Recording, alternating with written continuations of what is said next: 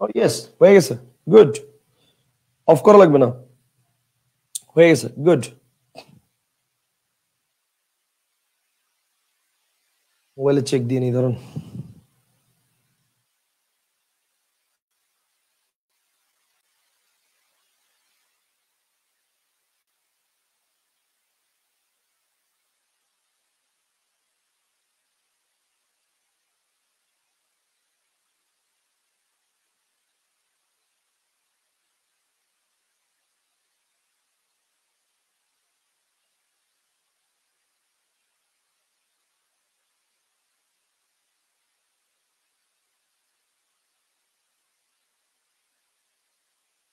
Sir আপনার model টেস্টের অবস্থা কি, বের হবে কবে? মডেল টেস্ট বের হবে না রে ভাইয়া।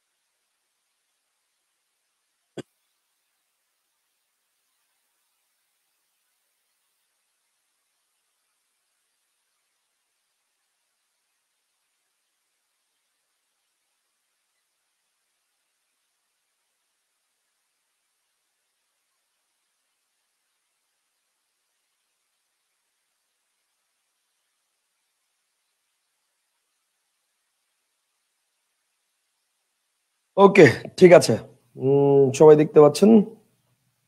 ওকে, ঠিক আছে, আমরা তাহলে ক্লাস শুরু করি। আচ্ছা, তাহলে আমরা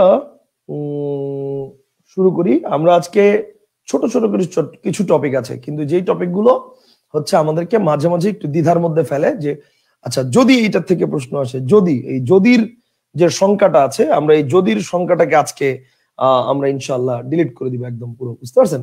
মানে আজকে আমরা কয়েকটা টপিক নিয়ে আলোচনা করব। কয়েকটা টপিক কি কি? যেমন ধরেন আজকে আমরা আলোচনা করব, প্রথমত একটা টপিক আছে যেটা হচ্ছে বাচ্য, ইম্পর্টেন্ট একটা টপিক, এটাও যদিও বড় টপিক, ইম্পর্টেন্ট টপিক এবং মানে বড় টপিক। এরপর আলোচনা করবো হচ্ছে পদাশ্রিত নির্দেশক, ঠিক আছে? এরপর আলোচনা করবো আমরা পদাশ্রিত নির্দেশক, এটা নিয়ে আলোচনা করবো আমরা, পদাশ্রিত নির্দেশক। এরপর আলোচনা করবো আমরা উক্তি, উক্তি নিয়ে আলোচনা করবো। এরপর আলোচনা করবো উক্তি, বাচ্য, পদাশ্রিত নির্দেশক। এরপর আলোচনা করবো আমরা বাংলা অনুজ্ঞা নিয়ে, আমরা বাংলা অনুজ্ঞা নিয়ে আলোচনা করবো। বাংলা অনুজ্ঞার পরে আমরা আলোচনা করবো একটু পুরুষ নিয়ে, পুরুষ। অবশ্য পুরুষ এটা একটার সাথে আরেকটা রিলেটেড, পুরুষ আলোচনা সবার আগে করতে হবে, কারণ পুরুষ আলোচনা ছাড়া বাচ্য আলোচনা করা যাবে না, এই জন্য পুরুষ আলোচনা করেই বাচ্চতে যেতে হবে। আচ্ছা, পুরুষ আলোচনা করব, পুরুষের সাথে সাথে আমাদের রিলেটেড হচ্ছে অনুজ্ঞা। সো পুরুষের অনুজ্ঞা একসাথে আলোচনা করব, এবং আলোচনা করার পরে আমরা আলোচনা করব পুরুষ অনুজ্ঞা। এই দুটো আলোচনা করেই তারপর আমরা আলোচনা করে যাব কালে, আমরা চলে যাব কালে। তাহলে আজকে আমরা এই ছোটখাটো টপিকগুলো আলোচনা করব। সেটা কি? বাচ্য, পদাশ্রিত নির্দেশক, উক্তি, অনুজ্ঞা, পুরুষ, কাল। এই টপিকগুলো আজকে আমরা আলোচনা করব, ঠিক আছে? আজকে আমরা এই টপিকগুলো আলোচনা করব। ওকে, ফাইন। তাহলে আর দেরি না করে আমরা চলে যাচ্ছি। আর সংখ্যাবাচক শব্দ যদি আমরা সময় পাই, তাহলে এরপরে আমরা সংখ্যাবাচক শব্দ আলোচনা করব। যদি আমরা সময় পাই, তাহলে এরপরে আমরা সংখ্যাবাচক শব্দ আলোচনা করব, নইলে নেক্সট ক্লাসে, নইলে নেক্সট ক্লাসে সংখ্যাবাচক শব্দ যদি আমরা সময় পাই, তাহলে এরপর আলোচনা করব সংখ্যাবাচক শব্দ, নইলে ইনশাল্লাহ নেক্সট ক্লাস, ঠিক আছে? ওকে, ফাইন। তাহলে আমরা শুরু করছি, নেক্সট ক্লাস মানে আগামীকালকে ইনশাল্লাহ। ওকে, তাহলে শুরু করছি। প্রথমেই আছে হচ্ছে কি, প্রথমেই আছে পুরুষ। ওকে, ফাইন। আসেন পুরুষ নিয়ে আমরা প্রথমে আলোচনা করবো। আসেন, পুরুষ জিনিসটা কি? পুরুষ এটা হচ্ছে তিন প্রকার ব্যাকরণ অনুযায়ী। ব্যাকরণের বাইরে অনেক পুরুষ আছে, অনেক ধরনের পুরুষ আছে, তো সেটা নিয়ে আসলে আমরা ক্লাসে আলোচনা না করলেও হবে। বাট ব্যাকরণ অনুযায়ী যদি বলি, তাহলে পুরুষ হচ্ছে তিন প্রকার, এবং তিন প্রকার পুরুষের মধ্যে প্রথমটি যেটি রয়েছে সেটি হচ্ছে উত্তম পুরুষ। সেটি হচ্ছে কি বলেন? প্রথমটি যেটি রয়েছে সেটি হচ্ছে উত্তম পুরুষ, এবং উত্তম পুরুষ। দ্বিতীয়টি যেটি রয়েছে সেটি হচ্ছে মধ্যম পুরুষ, দ্বিতীয়টি যেটি রয়েছে সেটি মধ্যম পুরুষ, এবং সর্বশেষ এবং তৃতীয়টি যেটি রয়েছে সেটি হচ্ছে নাম পুরুষ, এবং নাম পুরুষ। উত্তম পুরুষ হচ্ছেন তিনি যিনি স্বয়ং বক্তা, অর্থাৎ যিনি কথা বলছেন, যেমন আমি। তাহলে আমি কথা বলছি, আমি উত্তম পুরুষ। তাহলে এবার দেখেন উত্তম পুরুষ কি? উত্তম পুরুষ হচ্ছে স্বয়ং বক্তা। উত্তম পুরুষ কে বলেন? উত্তম পুরুষ হচ্ছে স্বয়ং বক্তা। উত্তম পুরুষ হচ্ছে স্বয়ং বক্তা। যেমন যেমন মনে করেন উত্তম পুরুষ হচ্ছে স্বয়ং বক্তা। যেমন আমি যদি বলি আমি, আমরা, আমাদের, এগুলো হচ্ছে উত্তম পুরুষ। আমি, আমরা, আমাদের, আমি, আমরা, আমাদের, এটা হচ্ছে উত্তম পুরুষ। আমি, আমরা, আমাদের, এটা হচ্ছে উত্তম পুরুষ। আচ্ছা, মধ্যম পুরুষ হচ্ছে শ্রোতা। মধ্যম পুরুষ হচ্ছে কে? মধ্যম পুরুষ হচ্ছে শ্রোতা। তবে শ্রোতার মধ্যে এখানে আবার 3টা ক্যাটাগরি আছে। শ্রোতার মধ্যে এখানে আবার 3টা ক্যাটাগরি আছে। ক্যাটাগরি গুলো কি কি আসেন দেখি আমরা একটু। প্রথম ক্যাটাগরি হচ্ছে একটু সম্ভ্রমাত্মক, মানে হচ্ছে যাকে সম্ভ্রমাত্মক, ঠিক আছে? সম্ভ্রমাত্মক মানে কি? সম্ভ্রমাত্মক মানে হচ্ছে যাকে একটু সম্মান করে কথা বলতে হবে, ঠিক আছে? সম্ভ্রমাত্মক, যাকে একটু সম্মান করে কথা বলতে হবে। যেমন যেমন আপনি, আপনারা, আপনাদের, ঠিক আছে? আপনি, আপনারা, আপনাদের, আপনি, আপনারা, আপনাদের ইত্যাদি। দ্বিতীয় যে ক্যাটাগরিটা আছে, দ্বিতীয় ক্যাটাগরিটা হচ্ছে সাধারণ। দ্বিতীয় ক্যাটাগরিটা হচ্ছে সাধারণ এবং তৃতীয় ক্যাটাগরিটা হচ্ছে তুচ্ছার্থক, বা এটাকে ঘনিষ্ঠার্থক আমরা বলতে পারি। তুচ্ছার্থক বা এটাকে আমরা ঘনিষ্ঠার্থক এটাও বলতে পারি, ঠিক আছে? এটাকে আমরা বলতে পারি ঘনিষ্ঠার্থক। ওকে, ফাইন। তাহলে সাধারণ যেটা কি? সাধারণ যেটা আছে, সাধারণ যেটা আছে এটা হচ্ছে তুমি, তোমরা, তোমাদের। সাধারণ হচ্ছে তুমি, তোমরা, তোমাদের, তুমি, তোমরা বা তোমাদের ইত্যাদি। আর যেটা তুচ্ছার্থক বা ঘনিষ্ঠার্থক এটা হচ্ছে তুই, তোরা, তোদের, তুই, তোরা, তোদের, তুই, তোরা, তোদের। এই হচ্ছে সাধারণ তুচ্ছার্থক বা ঘনিষ্ঠার্থক। আর যদি আমি নাম পুরুষের ক্ষেত্রে চলে আসি, তাহলে নাম পুরুষের ক্ষেত্রে হচ্ছে যিনি অনুপস্থিত তিনি হচ্ছেন নাম পুরুষ। যিনি অনুপস্থিত, যিনি অনুপস্থিত তিনি হচ্ছেন নাম পুরুষ, ঠিক আছে? যিনি অনুপস্থিত তিনি নাম পুরুষ। যেমন যেমন মনে করেন আমি যদি বলি যিনি অনুপস্থিত, যেমন মনে করেন আমি যদি বলি যেমন এখানে এই মুহূর্তে অনুপস্থিত কে? অনেক লোক, ঠিক আছে? আচ্ছা, যেমন এই মুহূর্তে অনুপস্থিত, ওয়েট, ওকে, যেমন এই মুহূর্তে অনুপস্থিত কি? এই মুহূর্তে অনুপস্থিত হচ্ছে, এই মুহূর্তে অনুপস্থিত হচ্ছে মনে করেন আমার এখানে ফাহিম নাই, তাহলে ফাহিম সেটা হচ্ছে অনুপস্থিত। তাহলে যে কোনো নাম, ও আচ্ছা এটা পরেই দেখাই অনুপস্থিতির ব্যাপারটা। যিনি অনুপস্থিত, যেমন মনে করেন এখানে বললাম যে ফাহিম, আচ্ছা ফাহিম, আমি যদি বলি সে, তারা, তাদের, সে, তারা, তাদের, সে, তারা, তাদের, ঠিক আছে? যিনি অনুপস্থিত। তবে আরেকটা জিনিস মাথায় রাখতে হবে, যিনি অনুপস্থিতের সাথে সাথে সেটা হচ্ছে নামবাচকের ক্ষেত্রে যে কোনো নাম এটাও নামবাচক, নাম পুরুষ হবে। যে কোনো নাম, ঠিক আছে? যে কোনো নাম এটাও নাম পুরুষ হবে। যে কোনো নাম এটাও নাম পুরুষ হবে, ঠিক আছে?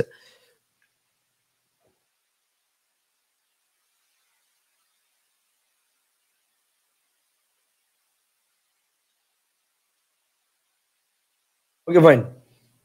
এবার দেখেন তাহলে পুরুষের ব্যাপারটা কিন্তু আমাদের ক্লিয়ার। পুরুষ হচ্ছে 3 প্রকার: উত্তম পুরুষ, মধ্যম পুরুষ, নাম পুরুষ। উত্তম পুরুষ হচ্ছে স্বয়ং বক্তা, যেমন আমি, আমরা, আমাদের, এটা হচ্ছে উত্তম পুরুষ। মধ্যম পুরুষ হচ্ছে, মধ্যম পুরুষ হচ্ছে তুমি,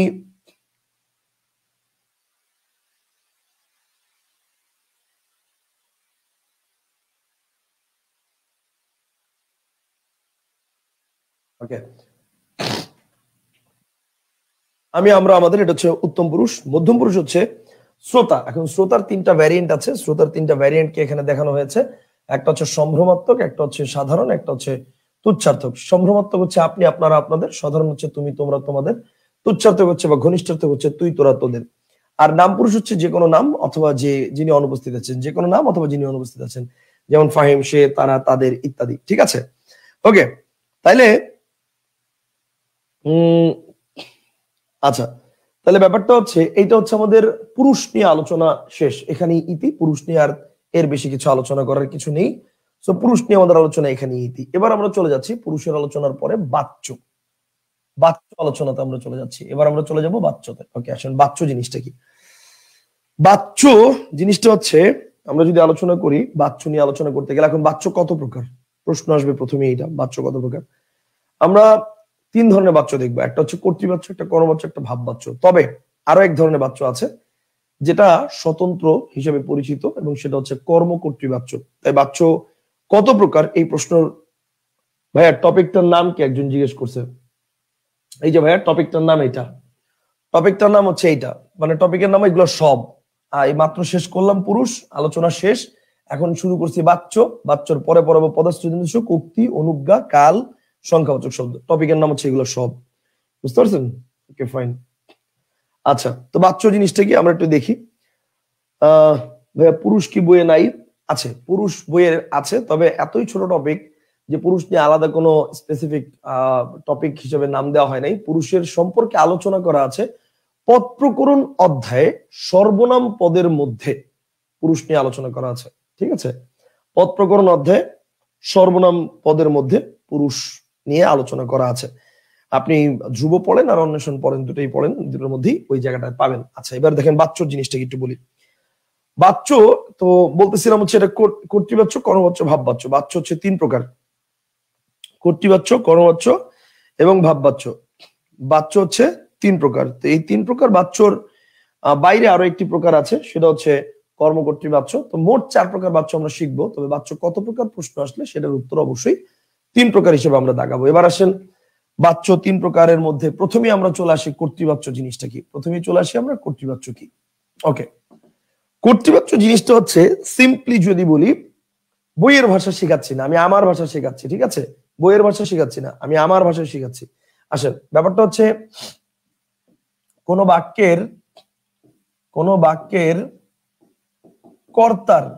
বাক্যের কর্তার পুরুষ পরিবর্তন করলে, কোন বাক্যের কর্তার পুরুষ পরিবর্তন করলে কোন বাক্যের কর্তার পুরুষ পরিবর্তন করলে যদি ক্রিয়া পরিবর্তন হয়, এর কর্তার পুরুষ পরিবর্তন করলে যদি ক্রিয়ার পরিবর্তন হয়, তাহলে তা কর্তৃবাচ্য। কোন বাক্যের কর্তার পুরুষ পরিবর্তন করলে যদি ক্রিয়ার পরিবর্তন হয়, তাহলে তা কর্তৃবাচ্য।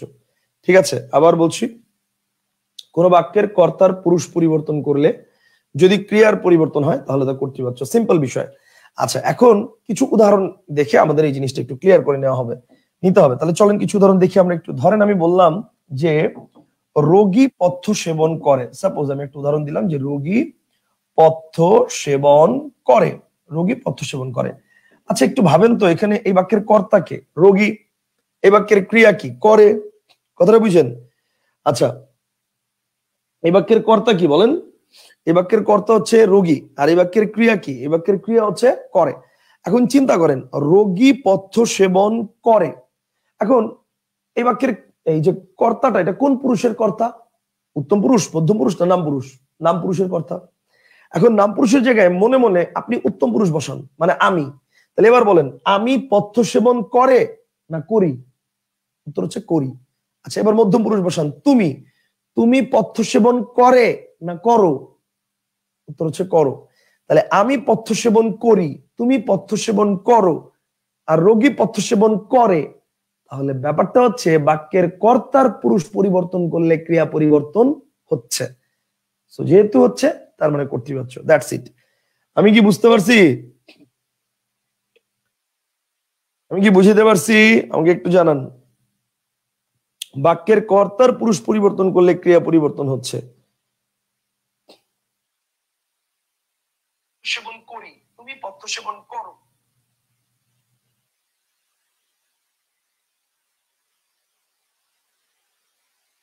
জিনিসটা কি ক্লিয়ার? পুরোপুরি ক্লিয়ার?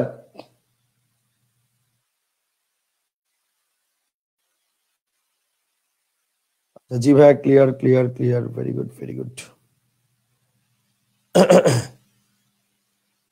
ওকে, তাইলে এতক্ষণ ভাইয়া পরীক্ষা এটা কিভাবে আসবে? এই যে একটা বাক্য দিবে, বাক্য দিয়ে বলবে এটা কোন বাচ্যের উদাহরণ, এটা দিবে।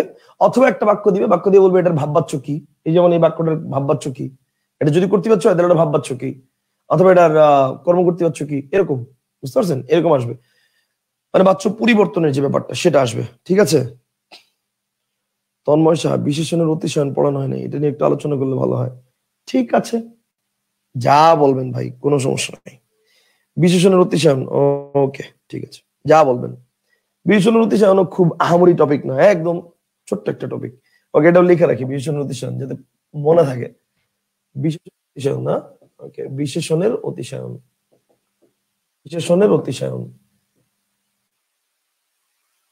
ঠিক আছে, আজকের টপিক এগুলো এগুলো আজকের টপিক সব। ঠিক আছে, বাচ্য, বিশেষণ, অতিশায়ন, তারপর হচ্ছে পদাশ্রিত নির্দেশক, পদাশ্রিত নির্দেশক, দেন হচ্ছে কাল, দেন হচ্ছে পুরুষ, দেন হচ্ছে অনুজ্ঞা, দেন হচ্ছে উক্তি, দেন হচ্ছে সংখ্যাবাচক শব্দ। এগুলো হচ্ছে আজকের টপিক। Okay fine. ভাইয়া বাচ্চু কি ইংরেজি ভয়েস চেঞ্জ? একজন জিজ্ঞেস করছে। জি ভাইয়া, বাচ্চু ইংরেজি ভয়েস চেঞ্জ, বাট ইংরেজি ভয়েস চেঞ্জের কোনো রুলস এখানে নাই। কথা বুঝতে পারছেন? বাচ্চু ইংরেজি ভয়েস চেঞ্জ, বাট ইংরেজি ভয়েস চেঞ্জের কোনো রুলস এখানে নাই, বিকজ ইংরেজিতে ভয়েস চেঞ্জ মাত্র দুই প্রকার, অ্যাক্টিভ ভয়েস, প্যাসিভ ভয়েস। আল্লাহর রহমতে বাংলা এটা চার প্রকার: কর্তৃবাচ্য, কর্মবাচ্য, ভাববাচ্য, কর্ম কর্তৃবাচ্য। সো জীবনেও মিলবে না। কথা বুঝতে পারছেন? এই কারণে কর্তৃবাচ্য যে স্টাইল আমি বলতেছি একদম পার্সোনালি এটা মনে রাখেন, তাহলে ইনশাল্লাহ আপনারা ভুলবেন না। সহজ কথা, কোন বাক্যের কর্তার পুরুষ পরিবর্তন করলে যদি ক্রিয়ার পরিবর্তন হয় সেটা কর্তৃবাচ্যের উদাহরণ। আমি আরো কিছু উদাহরণ দেখাচ্ছি।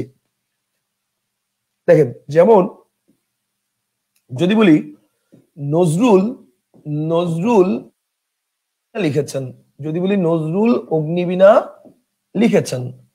আচ্ছা একটু চিন্তা করেন ভাই, নজরুল অগ্নিবীণা লিখেছেন,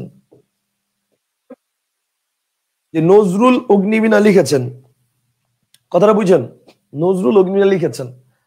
তো এই বাক্যের কর্তা কে বলেন? এই বাক্যের কর্তা হচ্ছে নজরুল। এই বাক্যের ক্রিয়া কি? এই বাক্যের ক্রিয়া লিখেছেন। নজরুল অগ্নিবীণা লিখেছেন, এই বাক্যের কর্তা নজরুল, ক্রিয়া লিখেছেন। এখন আমি যদি বলি নজরুল হচ্ছে, আপনি বুঝতেই পারতেছেন, উত্তম পুরুষ। উত্তম পুরুষ নজরুল, যে কোনো নাম। নজরুলের জায়গায় যদি আমি বসাই, তাহলে আমি অগ্নিবীণা লিখেছেন না লিখেছি? তুমি অগ্নিবীণা লিখেছেন না লিখেছো? বলেন। বাক্যের কর্তার পুরুষ পরিবর্তন করলে কি ক্রিয়া পরিবর্তন হচ্ছে না? হচ্ছে। তার মানে কি? তার মানে কর্তৃবাচ্যের বাক্য, সিম্পল। তার মানে কর্তৃবাচ্যের বাক্য, সিম্পল। ওকে, তাইলে আমি যদি বলি রোগী পথ্য সেবন করে, আমি নজরুল অগ্নিবীণা লিখেছেন, বা এরকম যা কিছু আছে, ঠিক আছে, যে কোনো বাক্য। যেমন আমি আরেকটা বাক্য দিই, যদি বলি এরকম যে, যদি বলি এরকম যে তুমি তুমি কাল তুমি কাল তুমি কাল বাসায় এসো, তুমি কাল বাসায় এসো। তাহলে তুমি কাল বাসায় এসো, এই বাক্যের কর্তাকে তুমি, এই বাক্যের ক্রিয়া কি? এসো। এখন তুমি কাল বাসায় এসো, এখন যদি তুমির জায়গায় আমি বসাই, আমি উত্তম পুরুষ, তাহলে আমি কাল বাসায় এসো না আমি কাল বাসায় আসি? আর সে কাল বাসায় আসুক। তাহলে বাক্যের কর্তার পুরুষ পরিবর্তন করলে ক্রিয়া পরিবর্তন হয়েছে। তাহলে বাক্যের কর্তার পুরুষ পরিবর্তন করলে যদি ক্রিয়া পরিবর্তন হয়, তাহলে সেটা কর্তৃবাচ্যের বাক্য। তবে এখানে একটা কথা আছে, এই বাক্যগুলো দেখে আপনার কাছে মনে হতে পারে ভাই তার মানে বাক্যের মধ্যে কর্তৃবাচ্যের বাক্যে কর্তা থাকাটা বাধ্যতামূলক। এটা দেখে আপনার মনে হতে পারে, এই উদাহরণগুলো দেখে। উত্তর হচ্ছে না। অনেক সময় কর্তৃবাচ্যের বাক্যে কর্তা নিজেই না থাকতে পারে। যেমন যেমন আসেন, যেমন একটা উদাহরণ দিই। যেমন আমি যদি বলি মহাজনকে সুদ দেই, দেখেন, যদি বলি মহাজনকে সুদ দেই, তো এই যে বললাম মহাজনকে সুদ দেই, একটা বাক্য বললাম মহাজনকে সুদ দেই। এখন চিন্তা করেন তো ভাই, মহাজনকে সুদ দেই, তাহলে মহাজনকে, একটা বাক্য যে বললাম মহাজনকে সুদ দেই। এখন চিন্তা করেন, মহাজন কি বাক্যের কর্তা? নো। আমি সুদ দেই, সুদ দেওয়ার কাজটা আমি করছি, মহাজনকে দিচ্ছি, মহাজন তো কর্ম। আমি কি বাক্যের কর্তা? তার মানে মহাজন কি হচ্ছে বাক্যের কর্ম, আর আমি কি বাক্যের কর্তা। এই বাক্যের আমিটা কিন্তু উজ্জ আছে। আমি কি আছে বলেন? উজ্জ আছে। আমি এই বাক্যে উজ্জ আছে। কিন্তু মজার ব্যাপার, এই বাক্যের ক্রিয়া কি? দেই। দেখেন, দেই ক্রিয়াটা কিন্তু এই উজ্জ ক্রিয়াকে মেনটেন করেই মানে গঠিত হয়েছে। দেখেন, আমি মহাজনকে সুদ দেই, এখন যদি আমি না বসাই তুমি বসাই, তাহলে তুমি মহাজনকে সুদ দেই না দাও? দাও। আর সে মহাজনকে সুদ দেই না দেয়? উত্তর দেয়। তার মানে বাক্যের কর্তার পুরুষ পরিবর্তন করলে ক্রিয়া পরিবর্তন হচ্ছে কি হচ্ছে না? অবশ্যই হচ্ছে। কর্তা বাক্যে নাই, এই বাক্যের এই কর্তাটা কিন্তু নাই বাক্যে, এটা হিডেন, এটা আমরা ধরে নিয়েছি। কিন্তু আমি আপনাকে এটাই বলতে চাচ্ছি যে বাক্যের কর্তার উপস্থিতি থাকতেও পারে, নাও থাকতে পারে, বাট দ্য ফ্যাক্ট ইজ কর্তার উপস্থিতি থাকলেও বাক্যের ক্রিয়া ওই কর্তাকে অনুসরণ করবে, না থাকলেও বাক্যের ক্রিয়া ওই উজ্জ কর্তাকে অনুসরণ করবে। অর্থাৎ সবসময় বাক্যের ক্রিয়া যদি কর্তার অনুসারী হয়, তো সেটা কর্তৃপক্ষের বাক্য। Concept clear? এখানে কি বুঝছেন না বুঝেন নাই? এখন কি বলেন, বুঝছেন না বুঝেন নাই? যদি বুঝে থাকেন তাহলে কর্তৃপক্ষের পরে আমরা চলে যাব কর্মবাচ্য এবং ভাববাচ্যের উদাহরণের মধ্যে। পুরোপুরি ক্লিয়ার? বলেন, কর্তৃপক্ষ কি পুরোপুরি ক্লিয়ার? কর্তৃবাচ্য পুরোপুরি clear? Clear clear clear clear clear, very good. ঠিক আছে, থ্যাংক ইউ, ডান। জি ভাই, ক্লিয়ার, ওকে, ঠিক আছে, গুড। তাহলে এবার আসেন কর্মবাচ্য ও ভাববাচ্য। কর্মবাচ্য ও ভাববাচ্য, ওকে। কর্তৃবাচ্য ক্লিয়ার হয়েছে, এবার আমাদের কর্মবাচ্য। আজকের ক্লাসের টপিক কি আমি পরে আসছি, আরেকজন বলছে, ওকে ফাইন, ওয়েট। আপনাকে আজকের ক্লাসের টপিকটা দেখাই। আজকের ক্লাসের টপিক আমি প্রথমেই দেখাবো, কারণ সবার মাথাটা ঘুরে যাবে। আচ্ছা দেখেন স্যার, আমি মাত্র আসলাম, কি পড়াচ্ছেন? এই যে দেখেন, আজকের ক্লাসের টপিক হচ্ছে বাচ্য, বিশেষণের অতিশয়ন, পদাশ্রুতি নির্দেশক, উক্তি, অনুজ্ঞা, পুরুষ, কাল, সংখ্যাবাচক শব্দ। এগুলো সব আজকের ক্লাসের টপিক। এবং অলরেডি আমাদের পুরুষ শেষ, আমাদের বাচ্য প্রায় শেষের পথে। বাচ্য শেষ করার পরে তারপর আমরা বাকিগুলো ধরবো। কথা বুঝতে পারছেন? ওকে ফাইন, আসেন এবার আমরা চলে যাই আমাদের আলোচনায়। আচ্ছা, আমাদের আলোচনা কোথায়? আমরা স্যার আগের ক্লাসগুলো লিংক থেকে ওপেন হয় না কেন? প্লিজ, ওরে ভাই, আগের ক্লাসগুলো লিংক থেকে ওপেন হয় না, এটা বিশ্বাস করেন আমার কোনো দোষ নাই, এটা ফেসবুকের দোষ। আমি জানি না আপনারা অন্য কোনো গ্রুপে লিংকে ক্লিক করে ঢুকতে পারেন কিনা। কোন গ্রুপেই দেখবেন লিংকে ক্লিক করে ঢুকে না। ব্যাপারটা এমন না যে আমার গ্রুপে লিংকে কাজ করতেছে না, কোনো গ্রুপে লিংকে কাজ করে না, আমি যতটুকু জানি। কথা বুঝতে পারছেন? আমি নিজেই লিংকে ক্লিক করে ঢুকতে পারি না, আপনি ঢুকবেন কেমনে? আমি নিজেই তো লিংকে ক্লিক করে ঢুকতে পারি না। কথা বুঝতে পারছেন? হ্যালো, ওয়ালাইকুম সালাম। কি ভালো, বলেন ভাইয়া। হ্যাঁ, আমি তো এখন ক্লাস নিচ্ছি, আপনি একটু কষ্ট করে তাহলে ঘন্টা দেড়েক পরে ফোন দেন, 11টার দিকে। ঠিক আছে, জি 11টার পরে দেন, হ্যাঁ ঠিক আছে। ওকে, আসসালামু আলাইকুম। আচ্ছা, তো দেখেন যেটা বলছিলাম। আচ্ছা, তো এখন ব্যাপারটা হচ্ছে এই লিংকে ক্লিক করলে আসলে হচ্ছে না। তো এই জন্য আপনারা যেটা করবেন, এই যে লিংকের ভিতরে আমি আপনাকে দেখাই, দেখেন যারা এই প্রশ্ন করছেন, বহুবার দেখিয়েছি তারপরে দেখাচ্ছি। এই যে ও আচ্ছা, এখান থেকে দেখতে পারবেন। এই যে দেখেন, অলরেডি স্ক্রিন দেখতে পাচ্ছেন আপনারা, আমার স্ক্রিন দেখতে পাচ্ছেন। হ্যাঁ, আপনারা এখন আমার স্ক্রিন দেখতে পাচ্ছেন। তো আলটিমেটলি ধরলাম যে আপনারা এখন ধরেন জবের ব্যাচে আছেন বা অ্যাডমিশনের ব্যাচে আছেন, যেই ব্যাচে হোক না কেন, এরকম একটা লিংক প্রত্যেকেরই আছে, জবের ব্যাচের স্টুডেন্টেরও আছে, অ্যাডমিশনেরও আছে। তো এই যে সকল ক্লাসের লিংকের যে পোস্টটা, এই পোস্টের মধ্যে এই যে দেখেন এই লিংকে কাজ করতেছে না।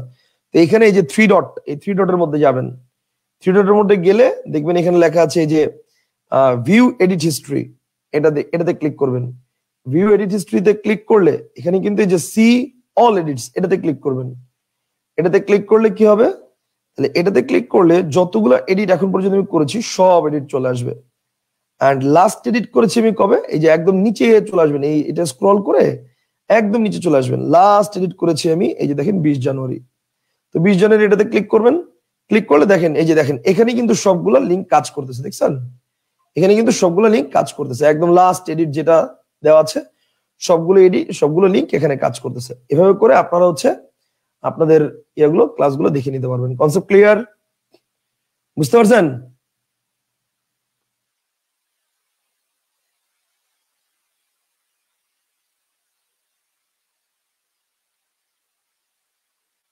আচ্ছা, ওকে ফাইন। আশা করি এখন পুরোটা ক্লিয়ার হয়ে গেছেন কিভাবে দেখতে হবে। আচ্ছা, এখন দেখেন, এখন আমরা যেটা করব, আমরা হচ্ছে এই যে কর্মবাচ্য ভাববাচ্য, এটা আমরা এখন শিখবো। এখন কর্মবাচ্য ভাববাচ্য কিভাবে শিখবো, খুব মনোযোগ দিয়ে শুনেন, খুব মনোযোগ দিয়ে শুনেন। সেটা হচ্ছে কোন বাক্য দেখে, কোন বাক্য দেখে যদি যদি এটা 100% নিশ্চিত হওয়া যায়, কোন বাক্য দেখে যদি এটা 100% নিশ্চিত হওয়া যায় যে তা কর্তৃবাচ্য নয়, কর্তৃবাচ্য নয়। কোন বাক্য দেখে যদি এটা 100% নিশ্চিত হওয়া যায় যে তা কর্তৃবাচ্য নয়, তাহলে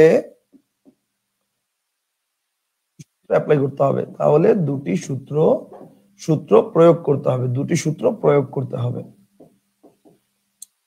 প্রয়োগ করতে হবে। ওকে, কোন বাক্য দেখে যদি এটা 100% নিশ্চিত হওয়া যায়, কোন বাক্য দেখে যদি এটা 100% নিশ্চিত হওয়া যায় যে দুটি তা 100% কনফার্ম যে কর্তৃবাচ্য নয়, তার মানে আইদার কর্মবাচ্য অর ভাববাচ্য। ওকে, আইদার কর্মবাচ্য অর ভাববাচ্য, দুইটার একটা। তখন কি করতে হবে? তখন আমাকে দুইটা সূত্র অ্যাপ্লাই করতে হবে। তো সূত্র দুইটা কি? এবার আসুন সূত্র দুইটা কি একটু দেখি। যেমন সূত্র এক হচ্ছে বাক্যে কর্ম না থাকলে, বাক্যে কর্ম না থাকলে তা ভাববাচ্য। শেষ। বাক্যে কর্ম না থাকলে তা ভাববাচ্য, কাহিনী খালাস, শেষ। বাক্যে কর্ম না থাকলে তা ভাববাচ্য। Concept clear? বাক্যে কর্ম না থাকলে ভাববাচ্য। এখন আপনার মনে একটা প্রশ্ন আসতে পারে, ভাইয়া কর্ম কি জিনিস? এটি তো বুঝি না। ওকে, কর্ম কি জিনিস? তাহলে এবার একটু এর আসেন, জেনে নেই কর্ম কি জিনিস। ওকে, কর্ম হচ্ছে, মনে রাখবেন, আপনারা অনেকে মনে করেন কর্ম মানে কাজ। উত্তর হচ্ছে না, কর্ম মানে কাজ না। কর্ম মানে যদি কাজ হয় তাহলে ক্রিয়া কি? বুঝেন নাই? ক্রিয়া হচ্ছে কাজ। কর্ম মানে কি? কর্ম মানে হচ্ছে ক্রিয়াকে কি বা কাকে দ্বারা প্রশ্ন করলে যে উত্তর পাওয়া যায় সেটা হচ্ছে কর্ম। ওকে, কর্ম মানে হচ্ছে, সহজ কথা যদি বলি তাহলে, ক্রিয়াকে কি বা কাকে দ্বারা প্রশ্ন করলে যদি উত্তর পাওয়া যায় সেটাকে আমরা কর্ম বলি। ক্রিয়াকে কি বা কাকে দ্বারা প্রশ্ন করলে যে উত্তর পাওয়া যায়, কর্ম হচ্ছে অবজেক্ট। এক্স্যাক্টলি ইংরেজিতে যদি বলি কর্ম হচ্ছে অবজেক্ট। কর্ম হচ্ছে ক্রিয়াকে কি বা কাকে দ্বারা প্রশ্ন করলে যদি উত্তর পাওয়া যায় সেটা হচ্ছে কর্ম। এখন এখানে আবার আরেকটা ফ্যাক্ট আছে। আরেকটা ফ্যাক্ট হচ্ছে, মনে রাখতে হবে অ্যাবস্ট্রাক্ট নাউন, মনে রাখতে হবে অ্যাবস্ট্রাক্ট নাউন, অ্যাবস্ট্রাক্ট নাউন। ওকে, অ্যাবস্ট্রাক্ট নাউন বাদে। অ্যাবস্ট্রাক্ট নাউন কি বলেন? বাদে। অর্থাৎ ক্রিয়াকে কি বা কাকে দ্বারা কোশ্চেন করলে যদি উত্তর পাওয়া যায় সেটা কর্ম হবে, তবে অ্যাবস্ট্রাক্ট নাউন বাদে। অ্যাবস্ট্রাক্ট নাউনকে কখনো কর্ম ধরা যাবে না। অ্যাবস্ট্রাক্ট নাউনকে কখনো কর্ম ধরা যাবে না। ক্লাসের মধ্যে ফাইজলামি করা যাবে না। ফাইজলামি করবেন অবশ্যই, কিন্তু সেটা নির্দিষ্ট লিমিট থাকবে। যেটা নিয়ে শুধু শুধু ফাইজলামি করবেন, যেমন ক্লাসে কিন্তু আমি প্রচুর ফাইজলামি করি, কিন্তু আমার ফাইজলামি থেকে কোশ্চেন আসবে। আপনি যে ফাইজলামি করেন এগুলো থেকে কোশ্চেন আসবে না। এই যে লিখছেন শরীফ, শরীফ, এটা কোন ধরনের ধ্বনি পরিবর্তন?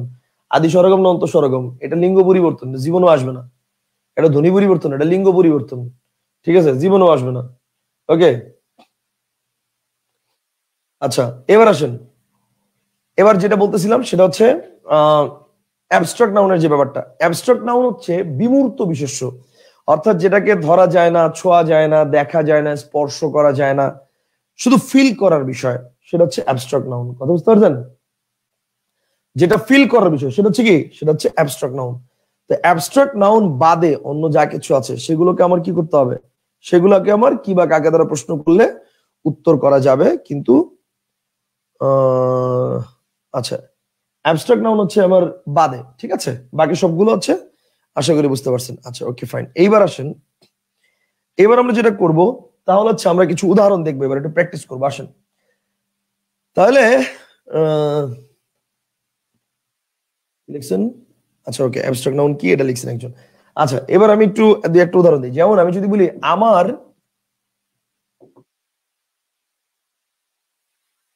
খাওয়া শেষ হয়েছে, আমার খাওয়া শেষ হয়েছে। Okay fine.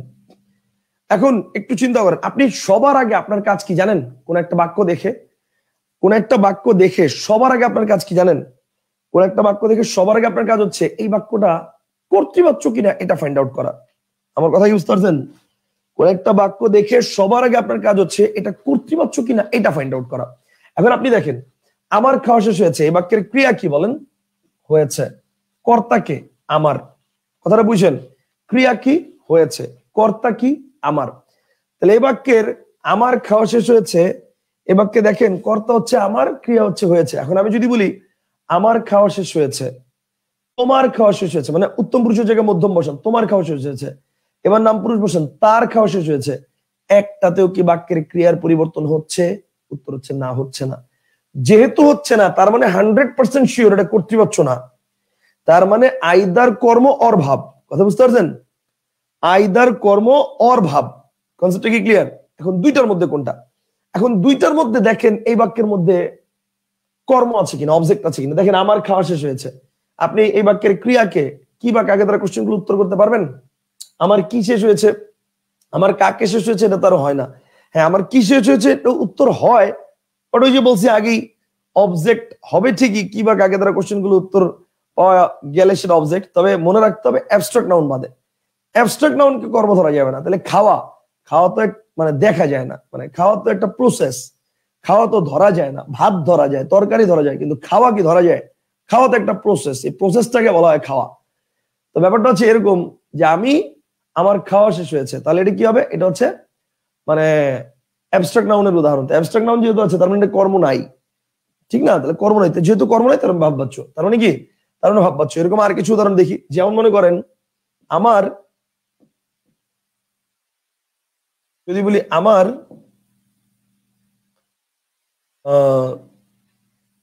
আমার বাংলা, আমার বাংলা পড়া, বাংলা পড়া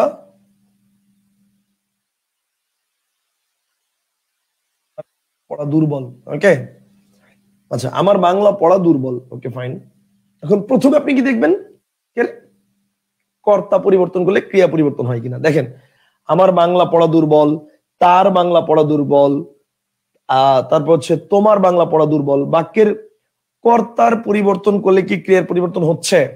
উত্তর হচ্ছে না। তাহলে বাক্যের কর্তার পরিবর্তন করলে ক্রিয়া পরিবর্তন যেহেতু হচ্ছে না, তার মানে এটা কর্তৃপক্ষ না, এটা শিওর। তার মানে আইদার কর্ম আর ভাব। এখন কর্ম আর ভাব দুইটার মধ্যে কোনটা? একটু চিন্তা করেন, এই বাক্যে সূত্র নম্বর 1 অ্যাপ্লাই করেন, বাক্যের কর্ম আছে কিনা। আমার বাংলা পড়া দুর্বল, আমার কি পড়া দুর্বল? বাংলা পড়া দুর্বল। খেয়াল করেন কি দিয়ে কোশ্চেনগুলো উত্তর পাচ্ছেন, বাট বাংলা কি ধরার বিষয়। মনে করেন আমি আমি বই পড়ি, আমি কি পড়ি? বই পড়ি। কি দিয়ে কোশ্চেন করলে বই উত্তর পাচ্ছি? বই কর্ম। কিন্তু আমি কি পড়ি? বাংলা পড়ি। কি দিয়ে কোশ্চেন গুলো উত্তর পাচ্ছি? বাংলা। কিন্তু বাংলা কিন্তু ধরা যায় না, দেখা যায় না, স্পর্শ করা যায় না। এটা অনুভবের বিষয়, বুঝার বিষয়। সেটা কি হবে? এটা হচ্ছে অ্যাবস্ট্রাক্ট নাউন, এটা কর্ম হবে না। সো তার মানে কি? এটা হচ্ছে ভাববাচ্যের বাক্য। কনসেপ্টটা কি ক্লিয়ার? এই পর্যন্ত কি বুঝছেন কি বুঝেন নাই? একজন প্রশ্ন করতে ভাইয়া তাহলে খাওয়াটা কি, বা তাহলে বাংলাটা কি? বাংলা খাওয়াটা একটা পদ, সহজ কথা। খাওয়া একটা ভাববাচক বিশেষ্য, বাংলা একটা বিশেষ্য পদ, শেষ। অবজেক্ট না। কথা কি বুঝতে পারছেন?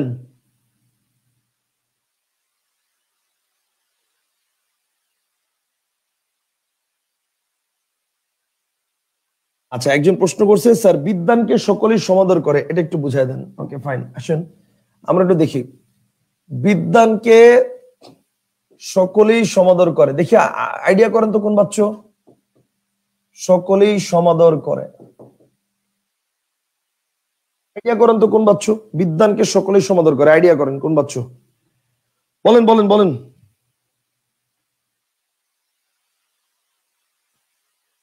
বিদ্বানকে সকলেই সমাদর করে কোন বাচ্চ? বলেন, আইডিয়া করেন। কর্তৃ, কর্ম, করণ, কোনটা? সরি, কর্তৃ হচ্ছে, কর্ম হচ্ছে, ভাব বাচ্চ। বিদ্বানকে সকলেই সমাদর করে,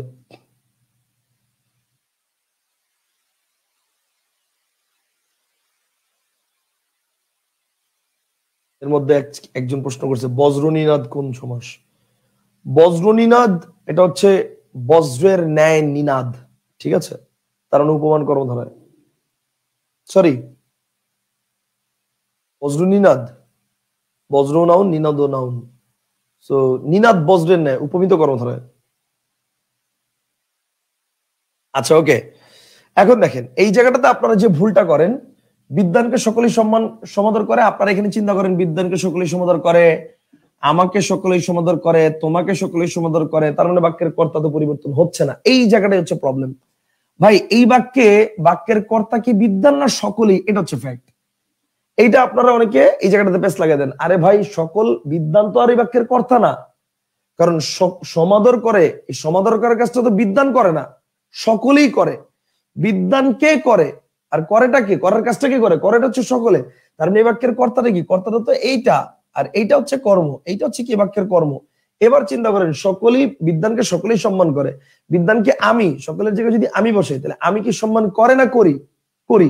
আর তুমি সম্মান করে না করো? করো। তাহলে তার মানে কি 100% বাক্যের কর্তা অনুসারে ক্রিয়া পরিবর্তন হচ্ছে। তার মানে কি? তার মানে কর্তৃবাচ্যের বাক্য। কনসেপ্টটা কি ক্লিয়ার? বলেন বুঝছেন না বুঝেন নাই?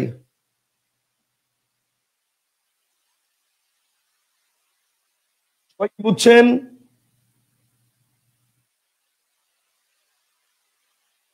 বুঝছেন সবাই? আচ্ছা, একজন প্রশ্ন করছে স্যার এ পথে চলা যায় না, এটা কিভাবে ভাববাচ্য হলো? ওকে, আসেন দেখেন, এ পথে চলা যায় না, এ পথে চলা যায় না, এ পথে চলা যায় না। আপনার প্রথম কাজ কি হবে? এটা কর্তৃবাচ্য কিনা এটা ফাইন্ড আউট করা। তাহলে এবার চিন্তা করেন, এ পথে চলা যায় না, এ বাক্যের কর্তা আছে? নাই। ধরে নেন আমাকে বা আমার এ পথে চলা যায় না। এবার চিন্তা করেন তোমার এ পথে চলা যায় না, তার এ পথে চলা যায় না। তাহলে বাক্যের কর্তার পরিবর্তন করলে ক্রিয়া পরিবর্তন হচ্ছে? উত্তর হচ্ছে না, হচ্ছে না। যেহেতু হচ্ছে না, তার মানে কি আইদার ভাববাচ্য অর কর্মবাচ্য। এখন চিন্তা করেন, এখন এই বাক্যের কর্ম আছে কিনা একটু চিন্তা করেন। এ পথে চলা যায় না, কর্ম আছে? এ পথে কি যায় না? এ পথে কাকে যায় না? প্রশ্ন করা যায়, উত্তর করা যায়। আর কি দিয়ে প্রশ্ন করলে উত্তর পাওয়া গেল? এ পথে কি যায় না, চলা যায় না। কিন্তু কি কি মানে চলা কি কোনো ধরার বিষয়, দেখার বিষয়, ছোঁয়ার বিষয় না। তার মানে বাক্যে কর্তা নাই, মানে কর্ম নাই। যেহেতু কর্ম নাই, তার মানে কি 100% ভাববাচ্য। কথা কি বুঝছেন না বুঝেন নাই? বলেন, কথা কি বুঝছেন না বুঝেন নাই? এ পথে চলা যায় না, জিনিসটা কি ক্লিয়ার? বুঝছেন কিনা এটা আমাকে একটু জানান। 100% ক্লিয়ার? শুনেন, বাচ্চা আপনাদের স্কুল কলেজ কোচিং এ বা বইগুলোতে যেভাবে দেওয়া, আমরা ওইভাবে শিখতেছি না, স্পেশাল টেকনিক শিখতেছি। কথা বুঝতে পারছেন? আমরা যে স্পেশাল টেকনিক শিখতেছি এটা একদম 100% অ্যাকুরেট, মানে ইফেক্টিভ, খুবই ইফেক্টিভ। এটা মানে খুবই ইফেক্টিভ। কথা বুঝতে পারছেন? এবং এই টেকনিকটা বের করছি 2022-এ। 2022-এর আগে আমার নিজের বইতেই কিন্তু এটা এভাবে ছিল না। 2022-এর আগে আমি এটা অন্যভাবে পড়াতাম, বিভক্তি দিয়ে পড়াতাম, কিন্তু বিভক্তি দিয়ে দেখতাম যে সবসময় মিলতো না। কিন্তু এই টেকনিকটা বের করার পরে দেখি সব মিলে একদম 100%। কথা বুঝতে পারছেন? ওকে, চমৎকার ভাবে বুঝেছি। ওকে, ফাইন, ভেরি গুড, ঠিক আছে, গুড। তাহলে এবার আসেন, তাহলে আমাদের কর্মবাচ্য মানে কর্তৃবাচ্য শেষ, আর কর্মবাচ্য বা ভাববাচ্যের একটা টেকনিক শেষ। এবার আরেকটা টেকনিক, এবার আসেন আরেকটা টেকনিক, সেটা হচ্ছে সূত্র নম্বর 2। আগে তো শিখলাম সূত্র নম্বর 1, এবার সূত্র নম্বর 2। সূত্র নম্বর 2 কি? সূত্র নম্বর 1-এ কি ছিল? সূত্র নম্বর 1 ছিল হচ্ছে মানে যদি কর্ম না থাকে। আর এবার প্রশ্ন হচ্ছে যদি কর্ম থাকে, যদি কর্ম থাকে, যদি কর্ম থাকে। এখন আপনার মধ্যে একটা প্রশ্ন আসতে পারে, ভাই যদি কর্ম থাকে এখানে আর বলার কি আছে? যদি কর্ম থাকে তাহলে কর্মবাচ্য। হ্যাঁ, এখানে হচ্ছে প্যাচ। যদি কর্ম থাকে তাহলে সেটা কর্মবাচ্য হতে পারে, ভাববাচ্য হতে পারে। এখন প্রশ্ন হচ্ছে স্যার বলেন কি, ভাববাচ্য তো কর্ম থাকে না, এটাই তো জানি। এই জায়গাটাই হচ্ছে প্যাচ। এখন প্যাচটা কোথায় আমি একটু বলি। প্যাচটা হচ্ছে আমাদের নবম দশম শ্রেণীর যে বাংলা ব্যাকরণ বই, আমার কাছে যে সংস্করণটা আছে, আমি জানি না আপনাদের কাছে কার কাছে কোন সংস্করণটা আছে। আমার কাছে যে সংস্করণটা আছে 2020 সালের সংস্করণ, এই 2020 সালের যে সংস্করণ, এই বইয়ের বাচ্য অধ্যায়ের 196 নম্বর পৃষ্ঠায় লেখা আছে যে বাচ্চে কর্ম থাকে না। স্পষ্ট লেখা আছে কি বলেন? যে বাচ্চে কর্ম থাকে না, যে বাচ্চে কর্ম থাকে না তাকে ভাববাচ্য বলে। তাকে কি বলে? তাকে ভাববাচ্য বলে, তাকে ভাববাচ্য বলে, ভাববাচ্য বলে। তার মানে সিম্পল বিষয়, যে বাচ্চে কর্ম থাকে না, তাহলে ভাববাচ্যে কি থাকে না বলেন? ভাববাচ্যে কি থাকে না? ভাববাচ্যে কর্ম থাকে না। আমার কথা কি বুঝতে পারছেন? যে বাচ্চা কর্ম থাকে না তাকে ভাববাচ্য বলে, তাহলে ভাববাচ্যে কি থাকে না? কর্ম, কর্ম থাকে না। এখন এবং এই প্রশ্নটা বহুবার পরীক্ষা আসছে প্রিভিয়াস ইয়ার্স কোশ্চেনে, যে কোন বাচ্চা কর্ম থাকে না, কারণ আছে ভাববাচ্য কর্ম থাকে না। আচ্ছা, এখন আসেন, এখন মজার বিষয় হচ্ছে এই বইয়েরই 197 নম্বর পেজে, মানে পরের পৃষ্ঠায় 197 নম্বর পেজে, মানে পরের পৃষ্ঠায় লেখা আছে কখনো কখনো বাক্যে কর্তা অনুপস্থিত থাকতে পারে। কি? কর্তা। কখনো কখনো বাক্যে কর্তা অনুপস্থিত থাকতে পারে। মজার ব্যাপার, মজার ব্যাপার এটা না, মজার ব্যাপার হচ্ছে পরেরটা। কখনো কখনো বাক্যে কর্তা অনুপস্থিত থাকতে পারে, তবে কর্ম দ্বারাই বাক্য গঠিত হয়। কর্ম দ্বারাই বাক্য গঠিত হয়, কর্ম দ্বারাই বাক্য গঠিত হয়। এইটা হচ্ছে মজার লাইন, বাক্য গঠিত হয়। কি বলছে? কখনো কখনো ভাববাচ্যের বাক্যে কর্তা অনুপস্থিত থাকতে পারে, তখন কর্ম দ্বারাই বাক্য গঠিত হয়। তার মানে কি বোঝাতে চাচ্ছে? কর্ম থাকে। ভাই তাহলে ভাববাচ্যে কি আসলে কর্ম থাকে কি থাকে না? এইটা হচ্ছে ফ্যাক্ট। ভাই আপনাকে যদি এনসিটিভি এর ব্যাকরণ বই সম্পর্কে সম্পাদন করতে দিত তাহলে অনেক ভালো হইতো।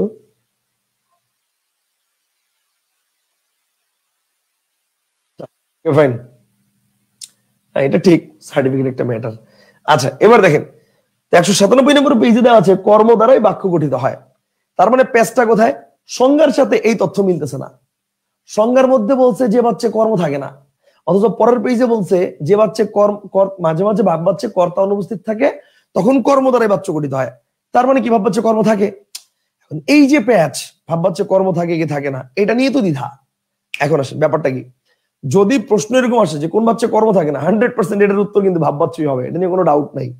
কিন্তু এটা মাথায় রাখতে হবে ভাব বাচ্চা কর্ম থাকতে পারে, এবং ভাব বাচ্চা কর্ম থাকতে পারে এই উদাহরণগুলাই প্রিভিয়াস ইয়ার্স কোশ্চেন ঘাটলে বেশি পাওয়া যায় যেটা পরীক্ষা আসছে।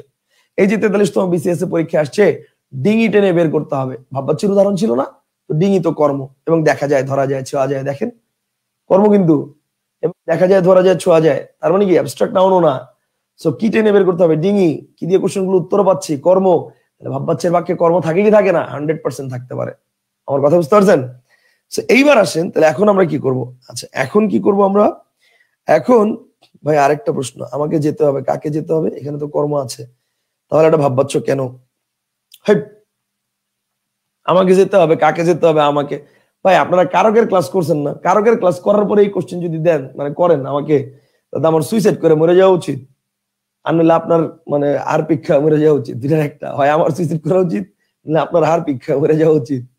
কারকের ক্লাসের মধ্যে আমি তো বারবার বলছি যে ক্রিয়াকে কি বা কাকে দ্বারা প্রশ্ন করলেই সবসময় তা কর্মকারক না, বলছি না এটা বারবার?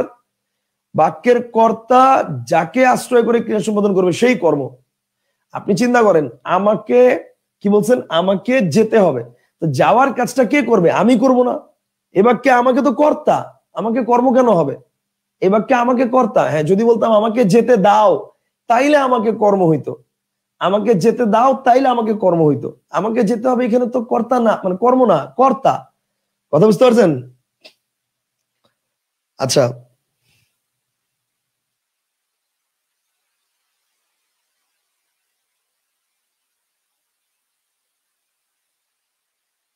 ফাইন।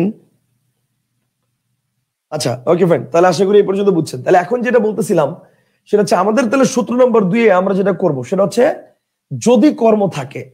তাহলে যদি কর্ম থাকে, এখন মাথায় আসছে ভাই। Okay fine, good. ভাইয়া উপবাক্যীয় কর্ম আর বাক্যাংশীয় কর্ম কি এক? প্লিজ ক্লিয়ার করবেন।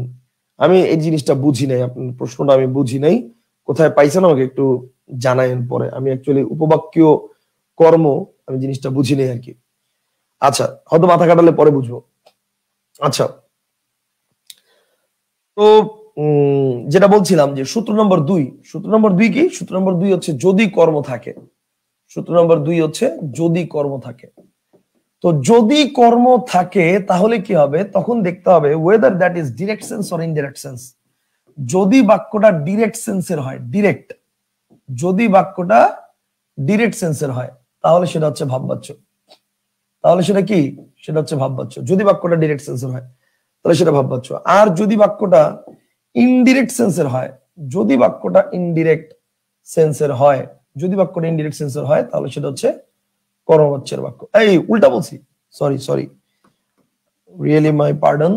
ওকে, আচ্ছা এবার আসেন, যদি বাক্যটা ডিরেক্ট সেন্সের হয় তাহলে সেটা হচ্ছে কর্মবাচ্য, আর যদি বাক্যটা ইনডিরেক্ট সেন্সের হয় তাহলে সেটা হচ্ছে ভাববাচ্য।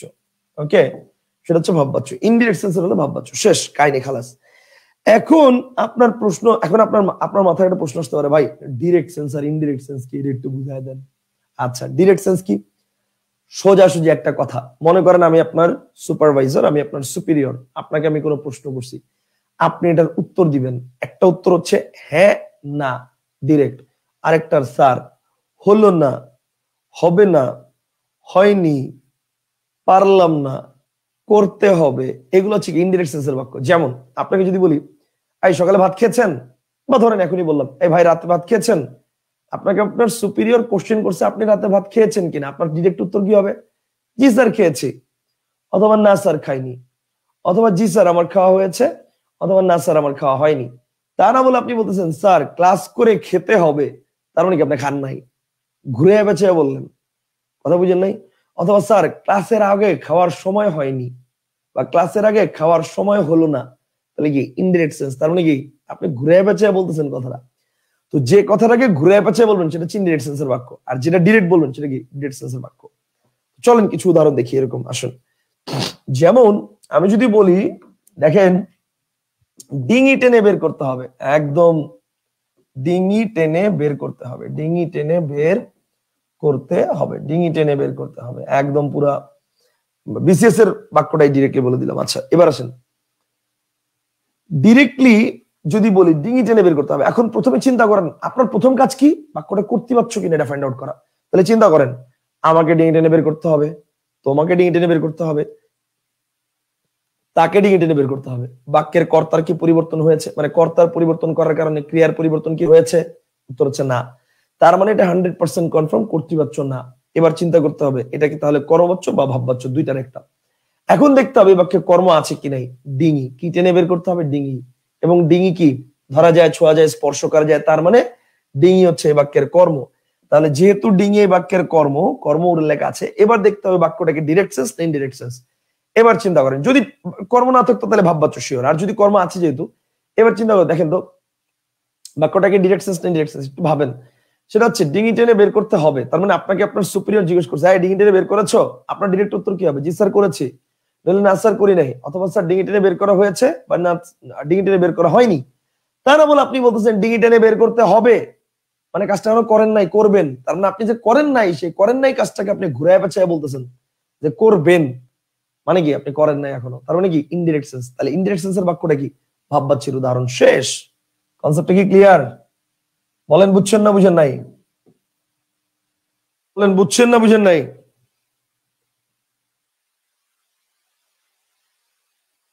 বুঝছো না বুঝো নাই ভাই বলেন তো।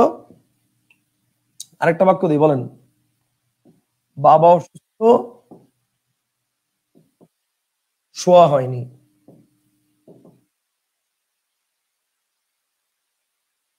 কোন বাচ্চ? বলেন বাবা অসুস্থ, শোয়া হয়নি। বাবা অসুস্থ, শোয়া হয়নি, এই বাক্যে প্রথমে আপনাকে বলে রাখি, এই যে বাবা অসুস্থ এই অংশটা হচ্ছে জাস্ট ফর কনফিউজিং ইউ। কথা বুঝতে পারছেন? আপনাকে জাস্ট কনফিউজ করার জন্য এই অংশটা দেওয়া হয়েছে, বাবা অসুস্থ, এটা কিচ্ছু না। ব্যাপারটা কিন্তু এরকম হতে পারতো যে মাত্র পড়াশোনা শেষ করেছি, শোয়া হয়নি, বা সারা রাত পড়েছি, শোয়া হয়নি, শরীর খুব, মাথা খুব ব্যথা ছিল, সারা রাত শোয়া হয়নি। এইটা যে কোনো একটা কিছু হতে পারতো, এটা এটা কিছুই না। মূল ফ্যাক্টটা হচ্ছে শোয়া হয়নি, এইটুকু, এইটুকু হচ্ছে বাক্য। তাহলে এবার চিন্তা করেন আমার শোয়া হয়নি, তোমার শোয়া হয়নি, তার শোয়া হয়নি, বাক্যের কর্তার কি পরিবর্তন হয়েছে, উত্তর না। তার মানে কি কর্তৃবাচ্য হবে, মানে ক্রিয়ার পরিবর্তন কি হয়েছে, উত্তর না। তার মানে কর্তৃবাচ্য কি হবে, উত্তর না। তার মানে আইদার কর্ম আর ভাব। এখন চিন্তা করেন শোয়া হয়নি, এই বাক্যের মধ্যে কি কর্ম আছে, উত্তর হচ্ছে না। তার মানে কি 100% ভাববাচ্য। শেষ, সিম্পল হিসাব। কথা কি বুঝছেন না বুঝেন নাই? কি বুঝছেন না বুঝেন নাই? একজন বলছে স্যার ডিঙি কি, ডিঙি হচ্ছে ওই যে নৌকা, নৌকা, নৌকা, ছোট নৌকাকে বলা হয় ডিঙি নৌকা। ক্লিয়ার?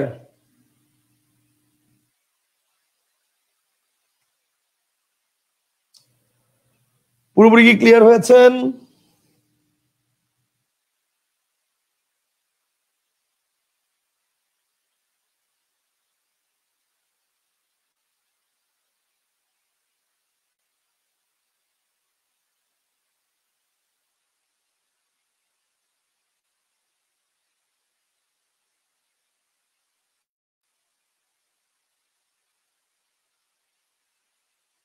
আচ্ছা ডিঙি কি, ডিঙি হচ্ছে নৌকা, জি স্যার বুঝেছি।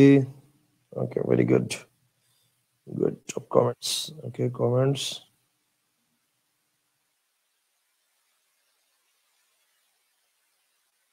ওকে ফাইন, ঠিক আছে। তাহলে আমরা আবার আলোচনা চলে যাই। ভাইয়া বজ্র নিনাদ নাউন প্লাস নাউন হলে উপমিত কর্মধারয় সমাস, কিন্তু ভাই আমরা তো জানি বজ্র তো উচ্চ স্বরে আওয়াজ হয়, এটা তো সত্য। আর আপনি বলেছেন সত্য হইলেই উপমান, কিন্তু এখানে সত্য হওয়ার পরেও কেন উপমিত হইল? সত্য হওয়ার পরে উপমিত হওয়ার কারণ হচ্ছে এখানে, এখানে প্রথমে নাউন প্লাস অ্যাডজেক্টিভের যে ফ্যাক্টটা, এই ফ্যাক্টটা একটু মাথা রাখতে হবে। আমি কিন্তু প্রথমেই আপনাদেরকে সত্য মিথ্যা পড়াই নাই, প্রথমেই পড়াইছি সত্য প্লাস মানে নাউন প্লাস অ্যাডজেক্টিভ আর নাউন প্লাস নাউন। কথা বুঝতে পারছেন?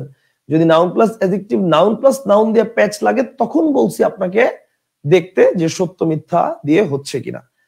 এখন ব্যাপারটা হচ্ছে দেখেন, আমি যদি বললাম নিনাদ মানে কি জানেন, নিনাদ মানে হচ্ছে আওয়াজ, বজ্র মানে হচ্ছে বজ্র মানে তো বজ্রই।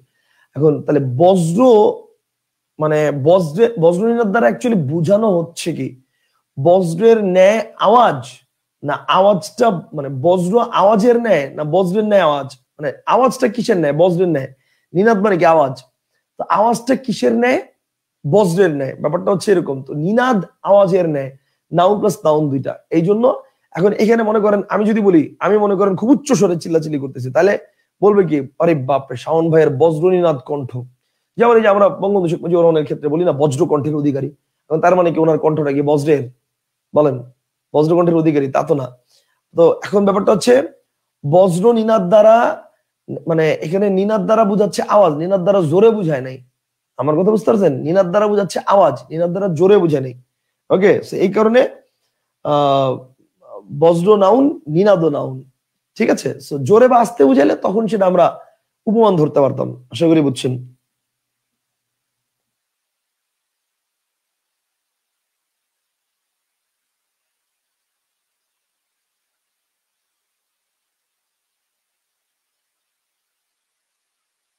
একজন প্রশ্ন করেছে স্যার শুয়ে পড়েছেন, উত্তর শোয়া হয়নি, ডিরেক্ট অ্যান্সার না।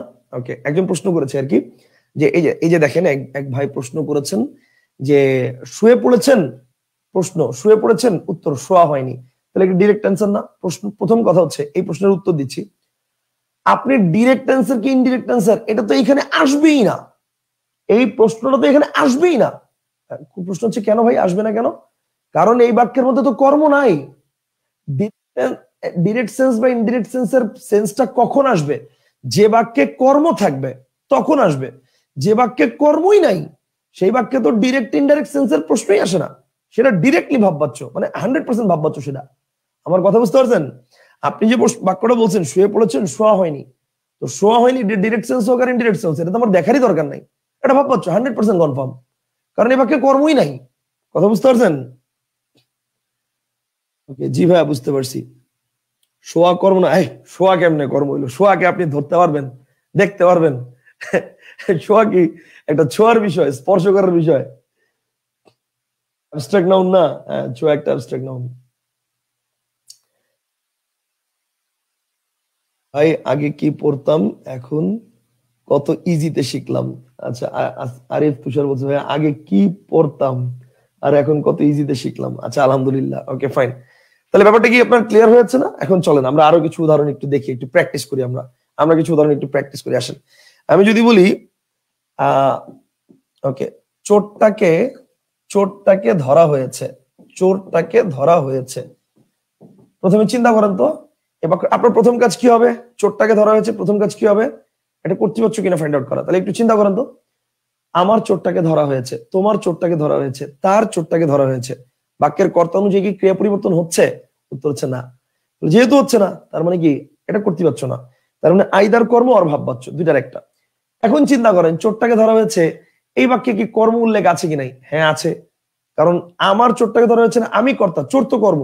তাহলে চোর তো দেখা যাচ্ছে, ধরা যাচ্ছে, স্পর্শ করা যাচ্ছে, তাহলে চোর কে বাক্যে কর্ম, তাহলে কর্মের উল্লেখ আছে। তাহলে যেহেতু কর্মের উল্লেখ আছে, এইবার দেখতে হবে এটাকে ডিরেক্ট সেন্স ইনডিরেক্ট সেন্সের বাক্য। এবার চিন্তা করেন কি, একজন কমেন্ট করছে স্যার একজন মানুষ তো শুয়েই থাকে, তো এটা আমরা দেখতে পাই, তাহলে দেখা যায় না কিভাবে হইলো?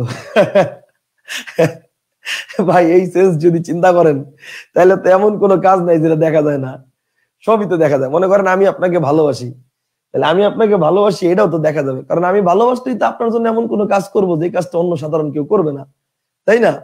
সাধারণ কেউ করবে না। এখন ওই সেন্স যদি চিন্তা করেন তাহলে তো পৃথিবীর সবকিছুই দেখা যায়, বুঝতে পারছেন না? আর আমি আপনার উপর রাগ করলাম কি, রাগ করে কি আমি আপনার সাথে খুব মানে মিষ্টি করে কথা বলবো? ডেফিনেটলি না, বকাঝকা করবো। তো ওইটাও তো দেখা যাচ্ছে, তো ওই সেন্স করলে তো রাগ অভিমান দুঃখ সবই দেখা যাবে। কথা বুঝেন নাই?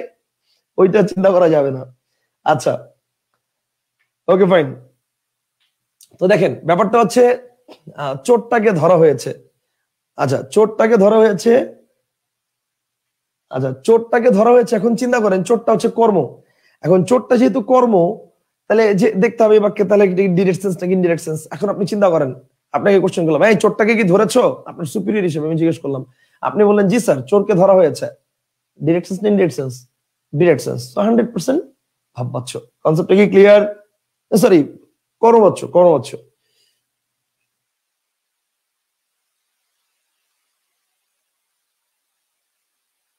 একজন প্রশ্ন করছে স্যার কোথা থেকে আসা হচ্ছে এই বাক্যে কর্ম কোনটা? উত্তর হচ্ছে এই বাক্যে কর্ম নাই। কোথা থেকে আসা হচ্ছে এই বাক্যে কর্ম নাই।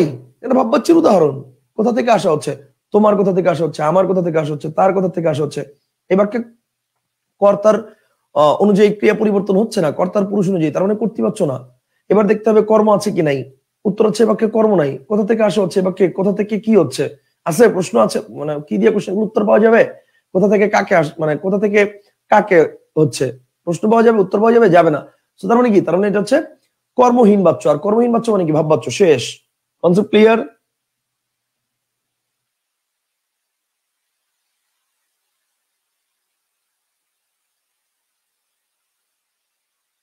ওকে।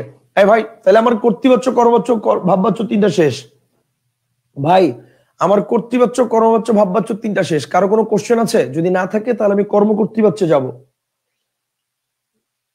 আচ্ছা, একজন প্রশ্ন করছে স্যার আরেকবার বলেন এটা কোনটা? এই যে চোরটাকে ধরা হয়েছে এটা। ভাই খেয়াল করেন, সিম্পল ব্যাপার। প্রথম কথা হচ্ছে চোরটাকে ধরা হয়েছে, বাক্যটা দিছে এইটুক। এখন আপনি চিন্তা করবেন কি? আপনি প্রথমে চিন্তা করবেন হচ্ছে এই বাক্যের কর্তার পরিবর্তন করলে ক্রিয়ার পরিবর্তন হয় কিনা। আপনি প্রথমে চিন্তা করেন এই বাক্যের কর্তা আমার। তা আমার চোরটাকে ধরা হয়েছে, তোমার চোরটাকে ধরা হয়েছে, তার চোরটাকে ধরা হয়েছে। বাক্যের কর্তার পুরুষ পরিবর্তন করলে কি ক্রিয়া পরিবর্তন হচ্ছে? হচ্ছে না। তার মানে এই বাক্যটা কি? কর্তৃবাচ্য না। তার মানে আইদার কর্ম আর ভাববাচ্য। এখন চিন্তা করেন এই বাক্যে কর্ম উল্লেখ আছে কিনা। কাকে ধরা হয়েছে? চোরকে ধরা হয়েছে। এবং চোরকে দেখা যায়, ধরা যায়, স্পর্শ করা যায়, ছোঁয়া যায়। তার মানে চোর কি? চোর হচ্ছে এই বাক্যের কর্ম। এবার চিন্তা করেন তাহলে বাক্যে যেহেতু কর্ম আছে, দেখতে হবে বাক্যটাকে ডিরেক্ট সেন্সের বাক্য নাকি ইনডিরেক্ট সেন্সের বাক্য। এবার চিন্তা করেন আপনার সুপিরিয়র আপনাকে কোশ্চেন করলো, এই চোরকে ধরেছো? আপনি বলেন জি স্যার চোরকে ধরা হয়েছে, অথবা না স্যার চোরকে ধরা হয়নি। তাহলে বাক্যের এটা ডিরেক্ট সেন্সের বাক্যে আছে। তো যেহেতু ডিরেক্ট সেন্সের বাক্যে আছে তার মানে কি? কর্মবাচ্য। শেষ। আর যদি এটারই ইনডিরেক্ট সেন্স হইতো তাহলে কি হইতো? না স্যার চোরটাকে ধরা গেল না, অথবা চোরটাকে ধরতে হবে। কথা বুঝতে পারছেন? একটা বাচ্চু বের করতে এতগুলি প্রক্রিয়া। আপনি চাইলে আপনার কাছে যদি এর চেয়ে সহজ কোনো টেকনিক থাকে আপনি সেটাও পড়তে পারেন। আই হ্যাভ নো সে। এবং চাইলে আমাদেরকেও শেখাতে পারেন। আপনার আপনার প্রক্রিয়া যদি এর চেয়ে সহজ হয় আমরা অবশ্যই আপনাকে সাদরে গ্রহণ করে নিব, কোনো সমস্যা নেই। ঠিক আছে? আপনি আপনার প্রক্রিয়া যদি এর চেয়ে সহজ হয় আমরা অবশ্যই আপনার প্রক্রিয়াকে গ্রহণ করে নিব। শাওন স্যার সবসময় শিখতে ভালোবাসে, এখনো শিখে। ঠিক আছে? সো অবশ্যই গ্রহণ করে নিব, কোনো সমস্যা নাই। এ পথে চলা যায় না, আবার এবার ট্রেনে উঠে যাক। কোথা থেকে আসা হচ্ছে? এই তিনটাই বোর্ড বইয়ের 2 নম্বর রুলস এর আন্ডারে দেয়া 197 নম্বর পেজে। সেজন্যই তো বললাম এই যে এ পথে চলা যায় না, এ পথে চলা যায় না, তারপর হচ্ছে এবার ট্রেনে ওঠা যাক, তারপর হচ্ছে এ পথে চলা যায় না, এবার ট্রেনে ওঠা যাক, তারপর হচ্ছে কোথা থেকে আসা হচ্ছে। এই তিনটাই বোর্ড বইতে 2 নম্বর রুলস এর আন্ডারে দেয়া। এখন 2 নম্বর রুলসটা কি 197 নম্বর পেজের? আমার আমার ভাই মুখস্থ, পেজ নাম্বার সহ এগুলো মুখস্থ। যেহেতু 2 নম্বর পয়েন্টের মধ্যে দেওয়া আছে। 2 নম্বর পয়েন্টটা কি? কখনো কখনো বাক্যে কর্তা থাকে না, তখন তখন কর্ম দ্বারাই বাচ্য গঠিত হতে পারে। তার মানে তখন কর্ম থাকতে পারে, কর্ম থাকবেই এরকম না। এরকম দেখেন এর আগের উদাহরণটাই কিন্তু দেখবেন এরকম দেওয়া আছে, এবার মাছ ধরা যাক। মাছ কিন্তু দেখেন মাছ কিন্তু কর্ম, কিন্তু এবার ট্রেনে ওঠা যাক, ট্রেন কিন্তু কর্ম না, ট্রেন কিন্তু অধিকরণ। আমার কথা বুঝতে পারছেন? সো কর্ম থাকতে হবে, বাধ্যতামূলক না ভাব বাচ্যের ক্ষেত্রে। আশা করি বুঝতে পারছেন।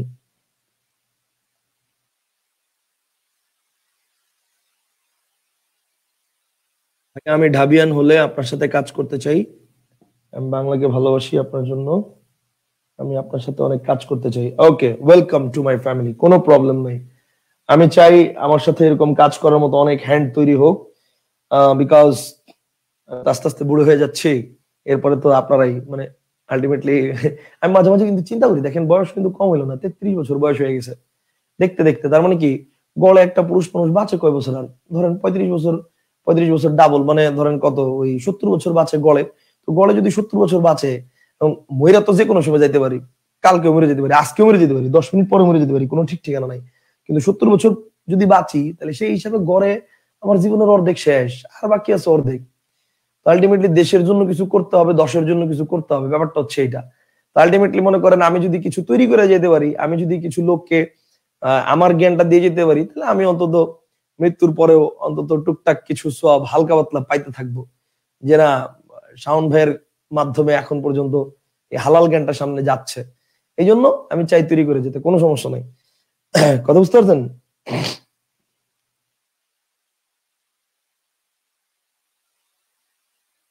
আচ্ছা, এই যে শুনেন, মতামত ভিন্ন থাকবে। এই যে একজন বলছে যে ভাই আমি ঢাবিয়ান হলে আপনার সাথে কাজ করব, কাজ করতে চাই। আরেকজন বলছে যে স্যার টেকনিক বের করা তো দূরে থাক, শুধু অ্যাডমিশনটা শেষ হোক, এটা মাটি চাপা দেবো, বাংলা ব্যাকরণ আর জীবনও করবো না।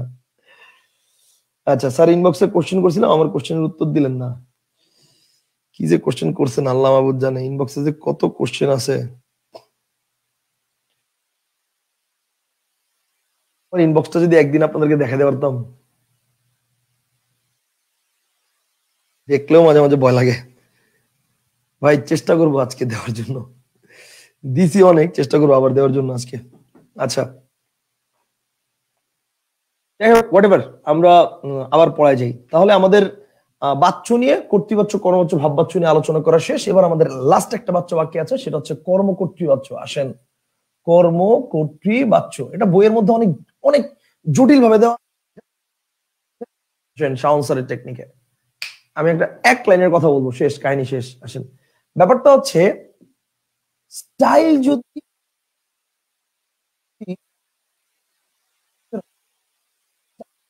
কর্তৃবাচ্যের হয়, কর্তৃবাচ্যের হয়, তবে স্টাইল যদি কর্তৃবাচ্যের হয়, তবে কর্তার জায়গায়, কর্তার জায়গায়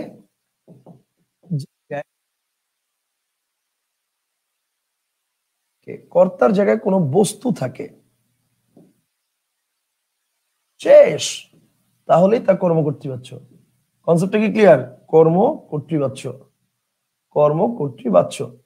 স্টাইলটা যদি কর্তৃবাচ্যের হয়, স্টাইলটা যদি কার হয় বলেন? কর্তৃবাচ্যের হয়।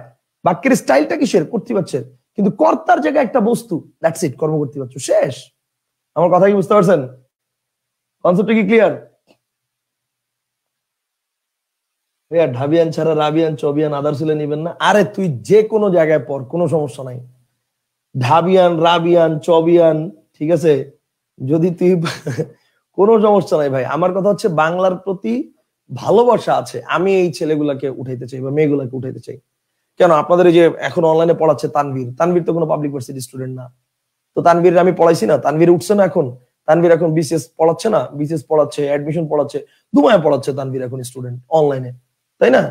তো তানভীর তো ন্যাশনাল স্টুডেন্ট, তো কি হয়েছে তাতে? তানভীর ন্যাশনাল স্টুডেন্ট, তাতে কি তানভীরের মানে কোন স্টুডেন্ট কমছে? তানভীর ধুমায় পড়াচ্ছে স্টুডেন্ট। ব্যাপারটা হচ্ছে আমি যারা বাংলা ভালোবাসে আমি তাদেরকে নিয়ে মানে কাজ করতে চাই। ব্যাপারটা হচ্ছে আমি আপনাকে কখনো উঠাইতে পারবো না যদি আপনার মধ্যে ওই পরিমাণ উঠার আগ্রহ না থাকে। তো তানভীরের মধ্যে এটা ছিল, আমি আমার জায়গা থেকে চেষ্টা করছি, তানভীরকে সাপোর্ট দিছি, তানভীর নিজের জায়গা থেকে চেষ্টা করছে, এখন তানভীর জনপ্রিয় টিচার বাংলার। কথা বুঝতে পারছেন? আমি তো চাই আমার এরকম আরো 10-50টা মানে 20টা স্টুডেন্ট থাক যারা বাংলা পড়াচ্ছে, ধুমাধুম বাংলা পড়াচ্ছে, আমার মতো করে পড়াচ্ছে। আমি চাই, আলহামদুলিল্লাহ ভালো হবে। কথা বুঝতে পারছেন?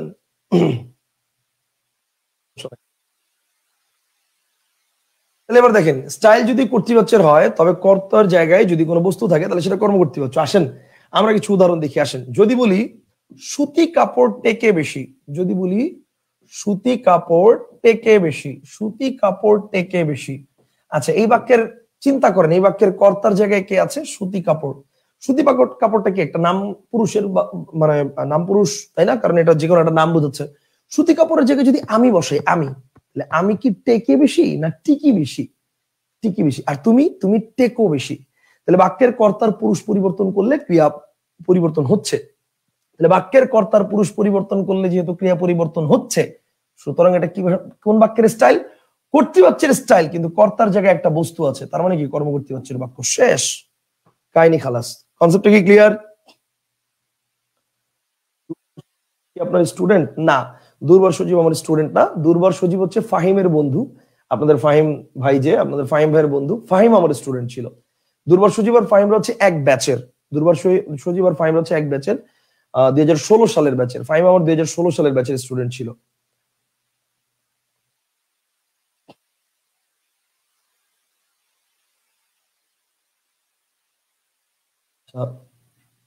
ওকে ফাইন, তাহলে ব্যাপারটা হচ্ছে,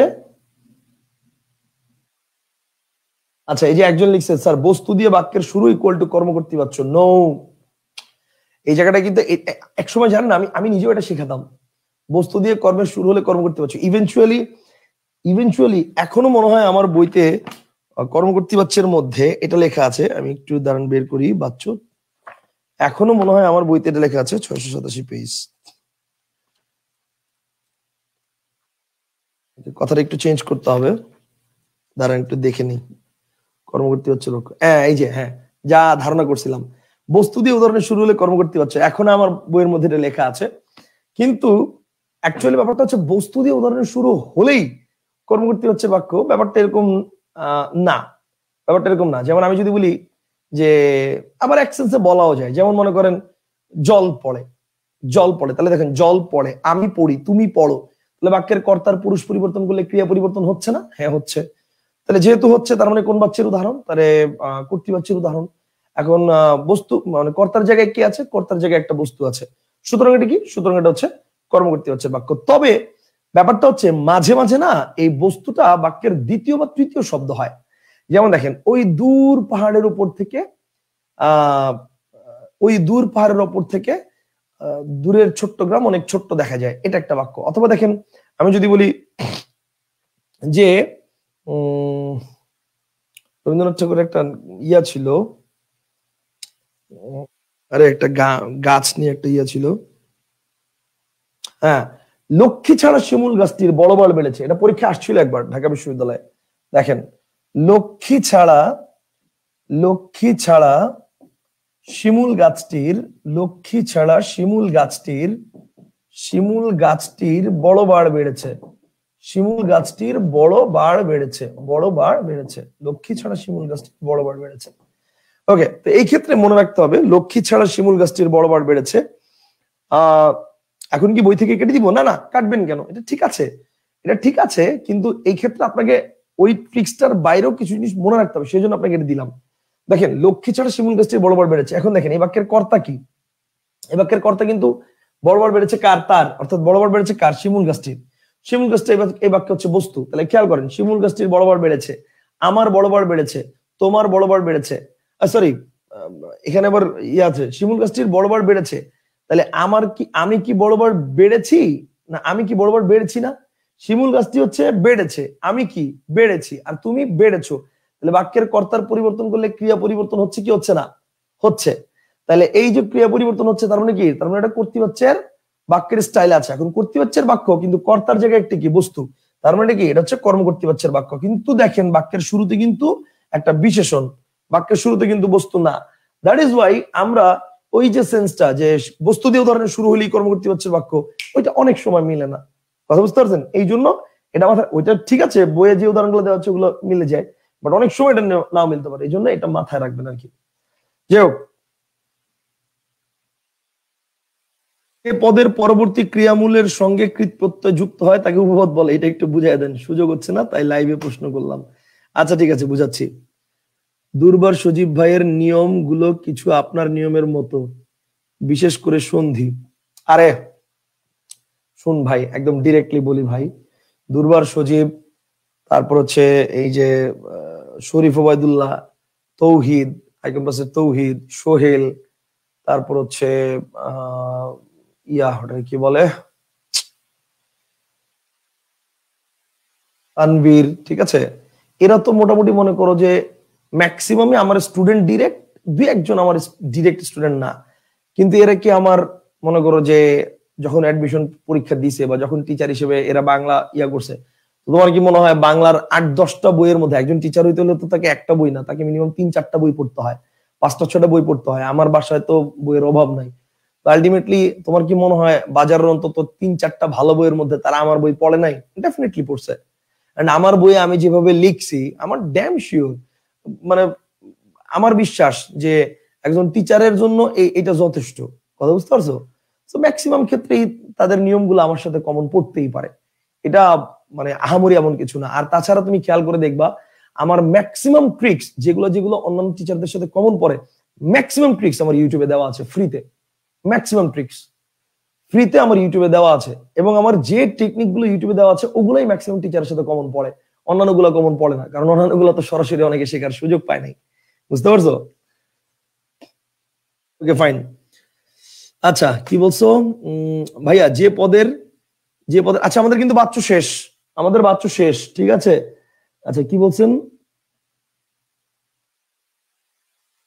পদের পরবর্তী ক্রিয়ামূলের সঙ্গে কৃতপ্রত্যয় যুক্ত হয়।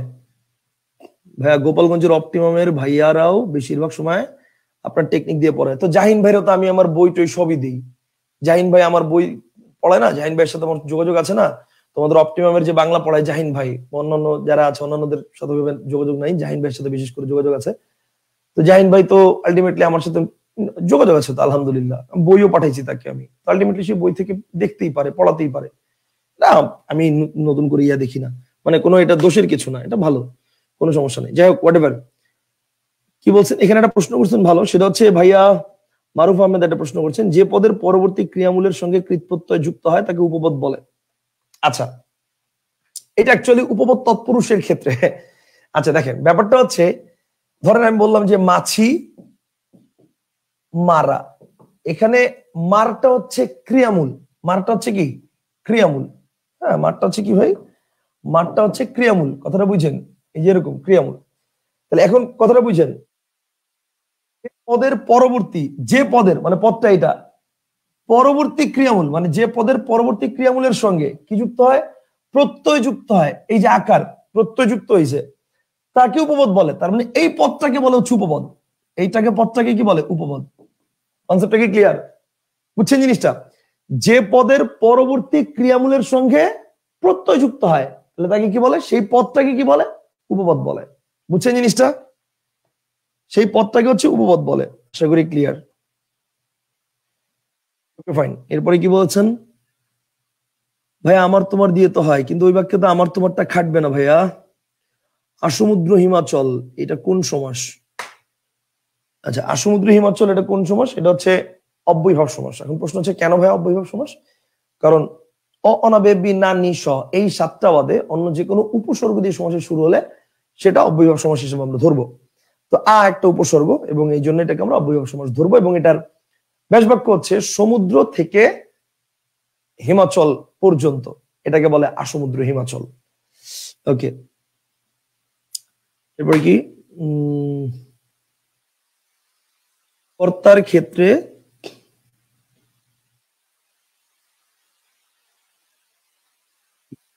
দেখলাম ইন্ডিয়ান একজন স্যার সন্ধি পড়াচ্ছে হুবহু আপনার মতো, এবং তিনি বলতেছেন এটা তার নিজের বানানো। ইন্ডিয়ান স্যার জানি ভাই, আচ্ছা হতে পারে, জানি না আমি। ইন্ডিয়ান স্যার, ইন্ডিয়ান তো আমার সাথে ডিরেক্টলি যদি বলি যোগাযোগ আছে রুহুল আমিন ভাইয়ের। ইন্ডিয়ান একজন স্যারের সাথে আমার যোগাযোগ আছে, আমার প্রথম ব্যাচের স্টুডেন্ট ছিল রুহুল আমিন ভাই। এছাড়া তো অন্য কারোর সাথে আমার ডিরেক্টলি ভাবে যোগাযোগ নাই, হয়তো অন্য কেউ ফেসবুক থেকে দেখতে পারে, হোয়াটএভার। আচ্ছা ভাইয়া কর্তার ক্ষেত্রে আমি তুমি সে কোথায় হবে, আর কোথায় আমার তোমার তার হবে? আচ্ছা কোথায় আমার তোমার তার হবে, কোথায় আমি তুমি সে হবে, এটা বাক্যের উপরে ডিপেন্ড করে ভাই। যেমন আমি যদি বলি আমি মনে করেন ভাত খাওয়া হয়েছে, এবার আপনি বলেন আপনি এটার সাথে কি আমার ভাত খাওয়া হয়েছে বসাতে পারবেন, না আমি ভাত খাওয়া হয়েছে বসাতে পারবেন? এটা আসলে বুঝার বিষয়। আমার ভাত খাওয়া হয়েছে এটা বলা যাবে, না আমি ভাত খাওয়া হয়েছে এটা বলা যাবে? ডেফিনেটলি আমার ভাত খাওয়া হয়েছে। কথা বুঝতে পারছেন? Okay fine. আচ্ছা আশা করি ক্লিয়ার হয়েছেন। তাহলে এই পর্যন্ত আপনাদের ক্লিয়ার। তাহলে বাচ্চ শেষ। তাহলে আমাদের আজকের আলোচনার টপিকের মধ্যে আমাদের দুটো বিষয় শেষ, একটা হচ্ছে পুরুষ, একটা হচ্ছে বাচ্চ। ঠিক আছে, দুইটা বিষয় আমাদের শেষ। এবার আসেন আমরা যাব হচ্ছে অনুজ্ঞায়। এবার আসেন আমরা যাব হচ্ছে অনুজ্ঞায়। অনুজ্ঞা। আচ্ছা অনুজ্ঞা জিনিসটা কি আমরা একটু দেখি, আসেন। ওকে এবার আমরা একটু যাব অনুজ্ঞায়। এখন আসেন অনুজ্ঞা জিনিসটা কি, আসেন দেখি। ওকে অনুজ্ঞা। ওকে অনুজ্ঞার ক্ষেত্রে মনে রাখবেন কয়েকটা বিষয়। প্রথমত হচ্ছে আদেশ, উপদেশ, উপদেশ, অনুরোধ, প্রার্থনা। আদেশ, উপদেশ, অনুরোধ, প্রার্থনা। দেখেন আদেশ, উপদেশ, অনুরোধ, প্রার্থনা, বুঝছেন? আদেশ, উপদেশ, অনুরোধ, প্রার্থনা, এই চারটা, বিশেষ করে এই চারটাই না শুধু, বিশেষ করে এই চারটাকে বলা হচ্ছে অনুজ্ঞা। তবে এর বাইরেও আরো দুইটা আছে, একটা হচ্ছে ইচ্ছা প্রার্থনা, হচ্ছে ইচ্ছা, একটা হচ্ছে প্রার্থনা। তবে এই দুইটাকে আমি হচ্ছে মানে লেস ইম্পর্টেন্সের তালিকায় ধরি। বেসিক্যালি আদেশ, উপদেশ, মানে অনুরোধ, প্রার্থনা, এই চারটা হচ্ছে অনুজ্ঞা। তো এই চারটা যখন প্রকাশ পায় তখন সেটাকে হচ্ছে অনুজ্ঞা বলে। That's it. আদেশ, উপদেশ, ইচ্ছা, প্রার্থনা, এই চারটা হচ্ছে যখন প্রকাশ পায় তখন সেটা কি, সেটা হচ্ছে অনুজ্ঞা। এখন আসেন অনুজ্ঞার থেকে প্রশ্নগুলা কিভাবে আসে। আচ্ছা, অনুজ্ঞার প্রশ্নটা কিভাবে আসে? এখানে অনুজ্ঞার প্রশ্নটা সেভাবে, যেমন যেমন প্রথম কথা হচ্ছে কোন পুরুষের অনুজ্ঞা হয়, ব্যাপারটা বুঝছেন। এখন চিন্তা করেন, উত্তম পুরুষ মানে আমি, যিনি বক্তা, আমি কি আমার নিজেকে কোনো আদেশ, উপদেশ, অনুরোধ, প্রার্থনা করতে পারবো? আমি কি নিজেকে নিজে বলতে পারবো, এই শাওন দরজাটা খুলো, শাওন ওখানে যাও, শাওন বইটা পড়ো, বলা যাবে না। তার মানে উত্তম পুরুষের কখনো অনুজ্ঞা হয় না। উত্তম পুরুষের কখনো অনুজ্ঞা হয় না, কখনো অনুজ্ঞা হয় না, অনুজ্ঞা হয় না। কেন? কারণ কেউ নিজেকে নিজে আদেশ দিতে পারে না। কথা বুঝতে পারছেন?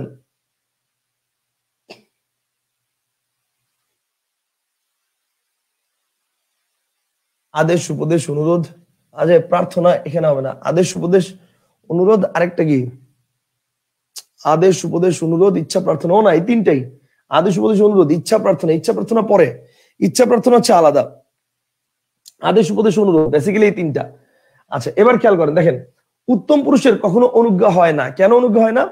উত্তম পুরুষের অনুজ্ঞা হয় না। ভাইয়া, আপনার ধ্রুব বই থেকে নাটক উপন্যাস পড়লে কি হবে নাকি মূল বই সম্পূর্ণ পড়তে হবে? আমরা নাটক উপন্যাস সম্পর্কে নেক্সট ক্লাসে আলোচনা করব, আলোচনা করলেই বুঝে যাবেন। ওকে, এখন দেখেন উত্তম পুরুষের কখনো অনুজ্ঞা হয় না। কেন? কারণ কেউ নিজেকে নিজে আদেশ করতে পারে না। আমি কেমন নিজেকে আদেশ করতে পারবো, শাওন দরজাটা লাগাও, শাওন এক গ্লাস পানি খাও, শাওন বইটা পড়ো? যাবে না।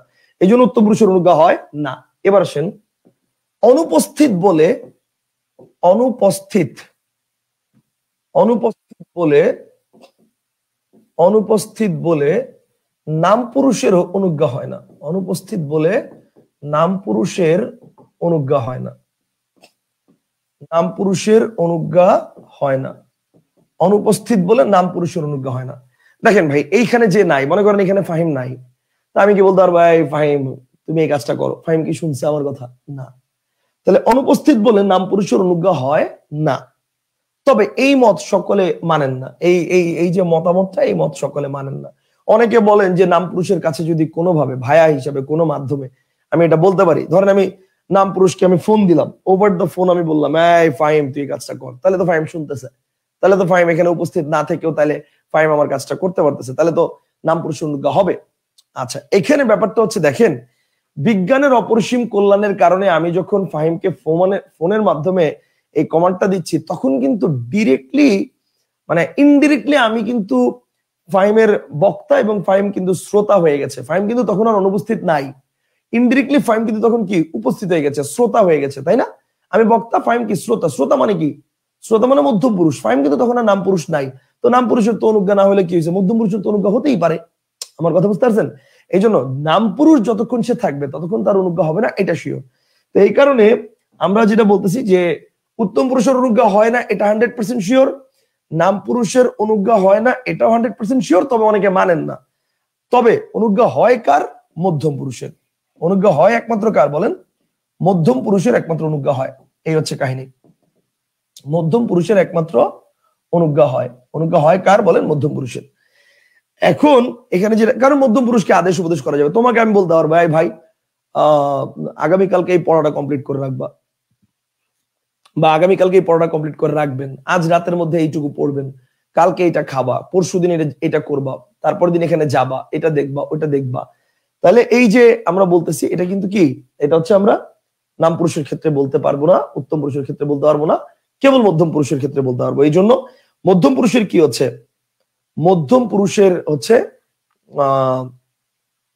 অনুজ্ঞা হবে। এখন এখানে আরেকটা কথা আছে, সেটা হচ্ছে এখানে একটা প্রশ্ন আসে মাঝে মাঝে, মধ্যম পুরুষের কোন অনুজ্ঞায় ক্রিয়াপদের সাথে কোনো বিভক্তি যুক্ত হয় না? একটা প্রশ্ন আসে। প্রশ্নটা কি? প্রশ্নটা হচ্ছে মধ্যম পুরুষের কোন অনুজ্ঞায়, মধ্যম পুরুষের কোন অনুজ্ঞায়, মধ্যম পুরুষের কোন অনুজ্ঞায় ক্রিয়াপদের সাথে মধ্যম পুরুষের কোন অনুজ্ঞায় ক্রিয়াপদের সাথে বিভক্তি যুক্ত হয় না? বিভক্তি যুক্ত হয় না, বিভক্তি বা প্রত্যয় হোয়াটএভার, বিভক্তি বা প্রত্যয় যুক্ত হয় না। মধ্যম পুরুষের কোন অনুজ্ঞায় ক্রিয়াপদের সাথে কোনো বিভক্তি বা প্রত্যয় যুক্ত হয় না। ঠিক আছে,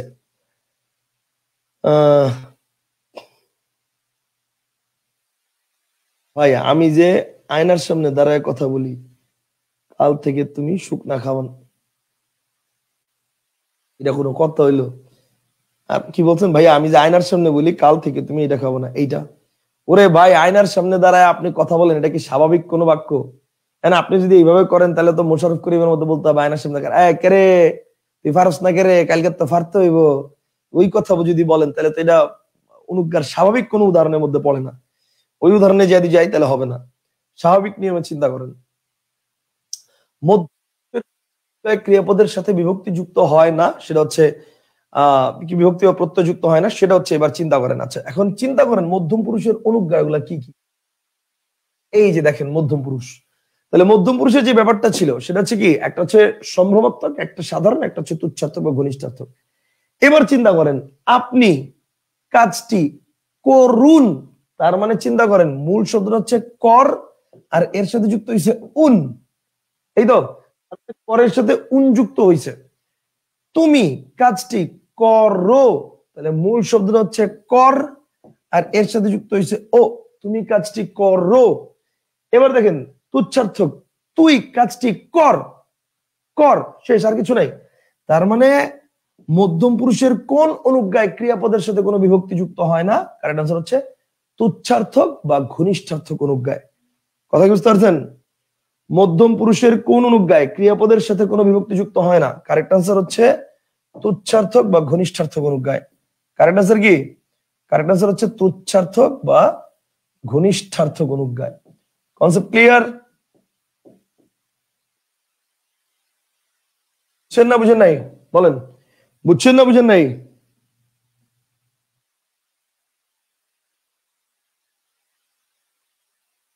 ভাই এই পর্যন্ত কি আপনারা বুঝতে পেরেছেন? আমাকে একটু জানান প্লিজ, আমাকে একটু জানান প্লিজ, আপনারা কি এই পর্যন্ত বুঝতে পেরেছেন কিনা?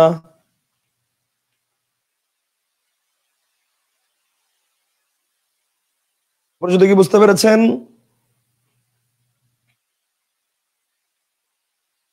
আলহামদুলিল্লাহ বুঝেছি, ওকে ফাইন। তাহলে নাম পুরুষের অনুজ্ঞা হয় না, উত্তম পুরুষের অনুজ্ঞা হয় না, মধ্যম পুরুষের অনুজ্ঞা হয়, এবং মধ্যম পুরুষের কোন কোন অনুজ্ঞায় ক্রিয়াপদের সাথে বিভক্তি যুক্ত হয় না সেটাও আমরা দেখলাম। এবার আসেন কোন কালের অনুজ্ঞা হয় এটা একটু দেখি। অনুজ্ঞার সাথে কালের সম্পর্কটা কি? এখন অনুজ্ঞার সাথে কালের সম্পর্কটি দেখেন, ব্যাপারটা হচ্ছে কালের সম্পর্কটা কি, খুব চমৎকার একটা কোশ্চেন। দেখেন আমি যদি বলি যে অতীতকালের কখনো অনুজ্ঞা হবে কিনা, একটু চিন্তা করেন। অতীতকালের অনুজ্ঞা হয় না, অতীতকালের অনুজ্ঞা হয় না। এখন আসেন কেন হয় না? কেমনে হবে? অনুজ্ঞা মানে আদেশ উপদেশ অনুরোধ।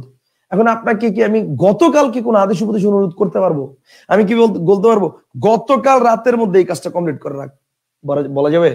বা গতকাল মানে সকালের মধ্যে এই পড়াটা কমপ্লিট করে রাখবেন, এটা কি বলা যাবে? গতকাল তো কথা হয়েই গেছে, ওটা আমি এখন কিভাবে বলবো? তার মানে অতীত কালের কখনো অনুজ্ঞা হয় না। তাহলে অনুজ্ঞা হয় কার? বর্তমান এবং ভবিষ্যৎ কালের। আমি এখন বলতে পারবো আপনি এখন কাজটি করেন, কালকে করবেন, আজকে করেন, আজকে পড়েন, আজকে লেখেন, কালকে করবেন, পড়বেন, লিখবেন, কালকে বলা যাবে। তার মানে কি? তার মানে বর্তমান এবং ভবিষ্যৎ কালের কি অনুজ্ঞা হয়? আমার কথা বুঝতে পারছেন? বর্তমান ও ভবিষ্যৎ কালের অনুজ্ঞা হয়, ভবিষ্যৎ কালের অনুজ্ঞা হয়, কালের অনুজ্ঞা হয়, অনুজ্ঞা হয়। অতীত কালের কখনো অনুজ্ঞা হয় না, বর্তমান এবং ভবিষ্যৎ কালের অনুজ্ঞা হয়। কনসেপ্টটা কি ক্লিয়ার?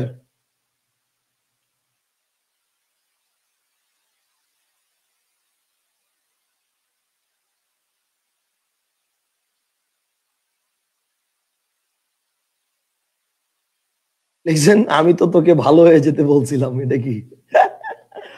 আচ্ছা, আপনি তো তাকে ভালো হয়ে যেতে বলছিলাম, এটা তো আপনার কোনো আদেশ, আপনার কোনো উপদেশ বা আপনার কোনো অনুরোধ, এই তিনটার একটাও বুঝাচ্ছে না।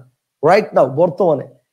তখন বুঝাইছিল, যখন আপনি আদেশটা দিছিলেন তখন বুঝাইছিল যে ভালো হয়ে যা, উপদেশ বা আদেশ বা অনুরোধ যাই হোক। কিন্তু এখন কি এটা আদেশ উপদেশ অনুরোধ বোঝাচ্ছে? এখন বোঝাচ্ছে এটা একটা বিবৃতিমূলক বাক্য। ভালো হয়ে যা এটা হচ্ছে আদেশ উপদেশ অনুরোধ। কিন্তু আমি তো তোমাকে ভালো হতে বলেছিলাম, এটা কি কোনো আদেশ উপদেশ বা বিবৃতিমূলক বাক্য? উত্তর হচ্ছে না। তার মানে তো এই বাক্যের অনুজ্ঞা না, এটা তো অনুজ্ঞা না, এটা সাধারণ বিবৃতিমূলক বাক্য। অনুজ্ঞা মানে আদেশ উপদেশ অনুরোধ ইচ্ছা প্রার্থনা এগুলো হইতে হবে। আমার কথা বুঝতে পারছেন? সো এই জন্য এই বাক্যের অনুজ্ঞা না, এটা অনুজ্ঞা হবে না। আমরা হুদাই পেঁচে লাভ নাই। আচ্ছা, এবার আসেন, তাহলে অতীতকালের অনুজ্ঞা হয় না, বর্তমান এবং ভবিষ্যৎ কালের অনুজ্ঞা হয়। তাহলে এই পর্যন্ত আমাদের কালের সাথে যে অনুজ্ঞার রিলেশন সেটা আমরা দেখলাম। আরেকটা পয়েন্ট বাকি, সেটা হচ্ছে সংস্কৃত, এটা মাঝে মাঝে পরীক্ষায় আসে, সেটা হচ্ছে সংস্কৃত ব্যাকরণের ক্রিয়াপদের সংস্কৃত ব্যাকরণের ক্রিয়াপদের বর্তমানে কোন রূপ লাভ করেছে? বর্তমানে কোন রূপ লাভ করেছে? সংস্কৃত ব্যাকরণের ক্রিয়াপদের বর্তমানে কোন রূপ লাভ করেছে? উত্তর হচ্ছে ও। যেমন দেখেন, আপনারা মনে আছে ওই যে ইয়ার মধ্যে সম্প্রদান কারকের মধ্যে পড়েছিলেন যে অন্ধজনে দেহ আলো, মনে আছে? অন্ধজনে দেহ আলো, এই যে দেহ আলো, এই দেহ আলোটা বর্তমানে হচ্ছে দাও, অন্ধজনে দাও আলো। ঠিক আছে? অথবা দেখেন, মনে আছে করহ আপন কাজ তাতে কিবা ভয় লাজ, এই যে করহ আপন কাজ বলে না, করহ আপন কাজ তাতে কিবা ভয় লাজ, এই করহটা বর্তমানে কি? বর্তমানে হচ্ছে করো আপন কাজ তাতে কিবা ভয় লাজ। তার মানে ব্যাপারটা হচ্ছে সংস্কৃত ব্যাকরণের ক্রিয়াপদের বর্তমানে কি রূপ পেয়েছে? ও রূপ পেয়েছে। Concept clear? ওকে, তাহলে এই ছিল আমাদের অনুজ্ঞা নিয়ে আমাদের আলোচনা শেষ। আপনি বই খুলে দেখেন, এগুলাই আছে আলোচনা, এর বেশি নাই। তাহলে অনুজ্ঞা নিয়ে আলোচনা শেষ, পুরুষ নিয়ে আলোচনা শেষ, বাচ্য নিয়ে আলোচনা শেষ। এবার আমরা চলে যাব পদাশ্রিত নির্দেশকে। আসেন পদাশ্রিত নির্দেশকে যাই, আসেন।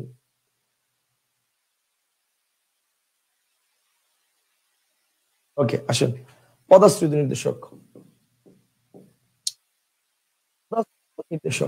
আচ্ছা, পদাশ্রিত নির্দেশক জিনিসটা কি? পদাশ্রিত নির্দেশক হচ্ছে ইংরেজিতে যেটাকে আমরা বলি ডেফিনিট আর্টিকেল দি, সেটা হচ্ছে বাংলায় পদাশ্রিত নির্দেশক। অর্থাৎ যেটা নির্দিষ্ট করে বলা থাকবে সেটাই হচ্ছে পদাশ্রিত নির্দেশক। ইংরেজিতে যেটাকে আমরা বলি ডেফিনিট আর্টিকেল দি, সেটাই হচ্ছে বাংলায় পদাশ্রিত নির্দেশক। এখন আসেন, এই পদাশ্রিত নির্দেশকের মধ্যে কয়টা আছে যা পরিমাণের স্বল্পতা বোঝায়? ওকে, আসেন। পরিমাণের স্বল্পতা বোঝায়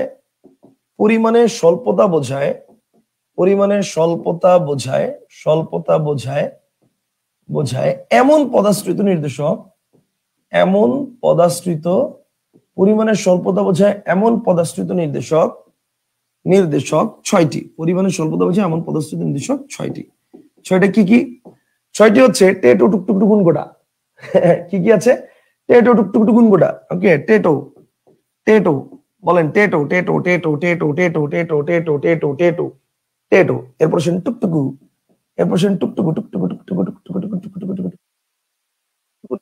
টুকটুকু। ঠিক আছে, তাহলে টেটো টুকটুকু, এরপর টুকুন গোটা, টেটো টুকটুকু টুকুন গোটা, টেটো টুকটুক টুকুন গোটা, টেটো টুকটুক টুকুন গোটা। ওকে, এটার উত্তর ভাইয়া দিবেন না এখন, আর এই বিষয়ে বিকালের ক্লাসে, তাই এই কমেন্ট বারবার করিয়েন না। মডেল টেস্টে কি এখনো আছে কি ভাইয়া? আচ্ছা, এবার আসেন, পরিমাণের স্বল্পতা বোঝায় এমন পদাশ্রিত নির্দেশক ছয়টা। টেটো টুকটুক টুকুন গোটা, ছয়টা। টেটো টুকটুক টুকুন গোটা। ঠিক আছে, পরিমাণের স্বল্পতা বোঝায় মানে যে মাত্র এইটুকু।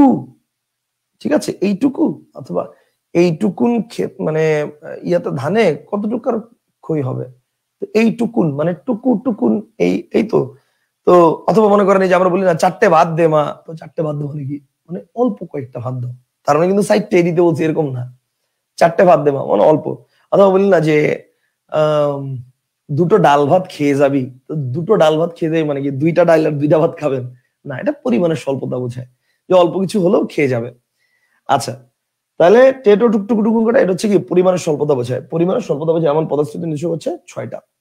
আচ্ছা, এইবার আসেন, সেটা হচ্ছে এক শব্দের সঙ্গে টাটি বসলে কি হয়? এক, ওকে, মনে রাখতে হবে এক শব্দের সঙ্গে টাটি বসলে, এক শব্দের সঙ্গে সঙ্গে সঙ্গে টাটি বসলে, এক শব্দের সঙ্গে টাটি বসলে, এক শব্দের সঙ্গে টাটি বসলে তা কি বোঝায়? তা অনির্দিষ্টতা বোঝায়। তা অনির্দিষ্টতা বোঝায়। অনির্দিষ্টতা বোঝায়। এক শব্দের সঙ্গে টাটি বসলে তা অনির্দিষ্টতা বোঝায়। ঠিক আছে, এক শব্দের সঙ্গে টাটি বসলে সেটা কি বোঝায়? অনির্দিষ্টতা বোঝায়। যেমন বইয়ের উদাহরণটা হচ্ছে এরকম যে একটি দেশ, ঠিক আছে, সেটা কি একটি দেশ, তো সে যেমনই হোক দেখতে, কিন্তু বইয়ের মধ্যে বলা আছে যে এক ছাড়া অন্য যে কোনো শব্দের সঙ্গে টাটি যুক্ত করলে তা কোন শব্দ বোঝায়? কি লিখছে এটা?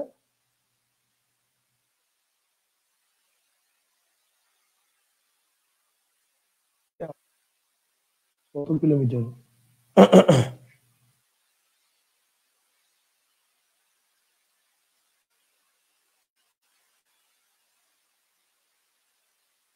থেকে আমার বাসার দূরত্ব কত কিলোমিটার? ধরেন 20 কিলো হবে, হয়তো আইডিয়া নেই, এরকমই।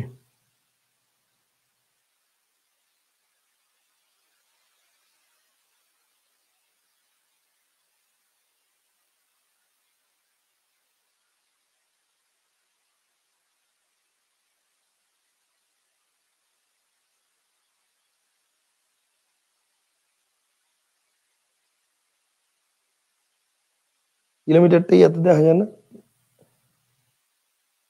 20 কিলোমিটার যা বলছিলাম, গুগল ম্যাপে সার্চ করছি 20 কিলোমিটার।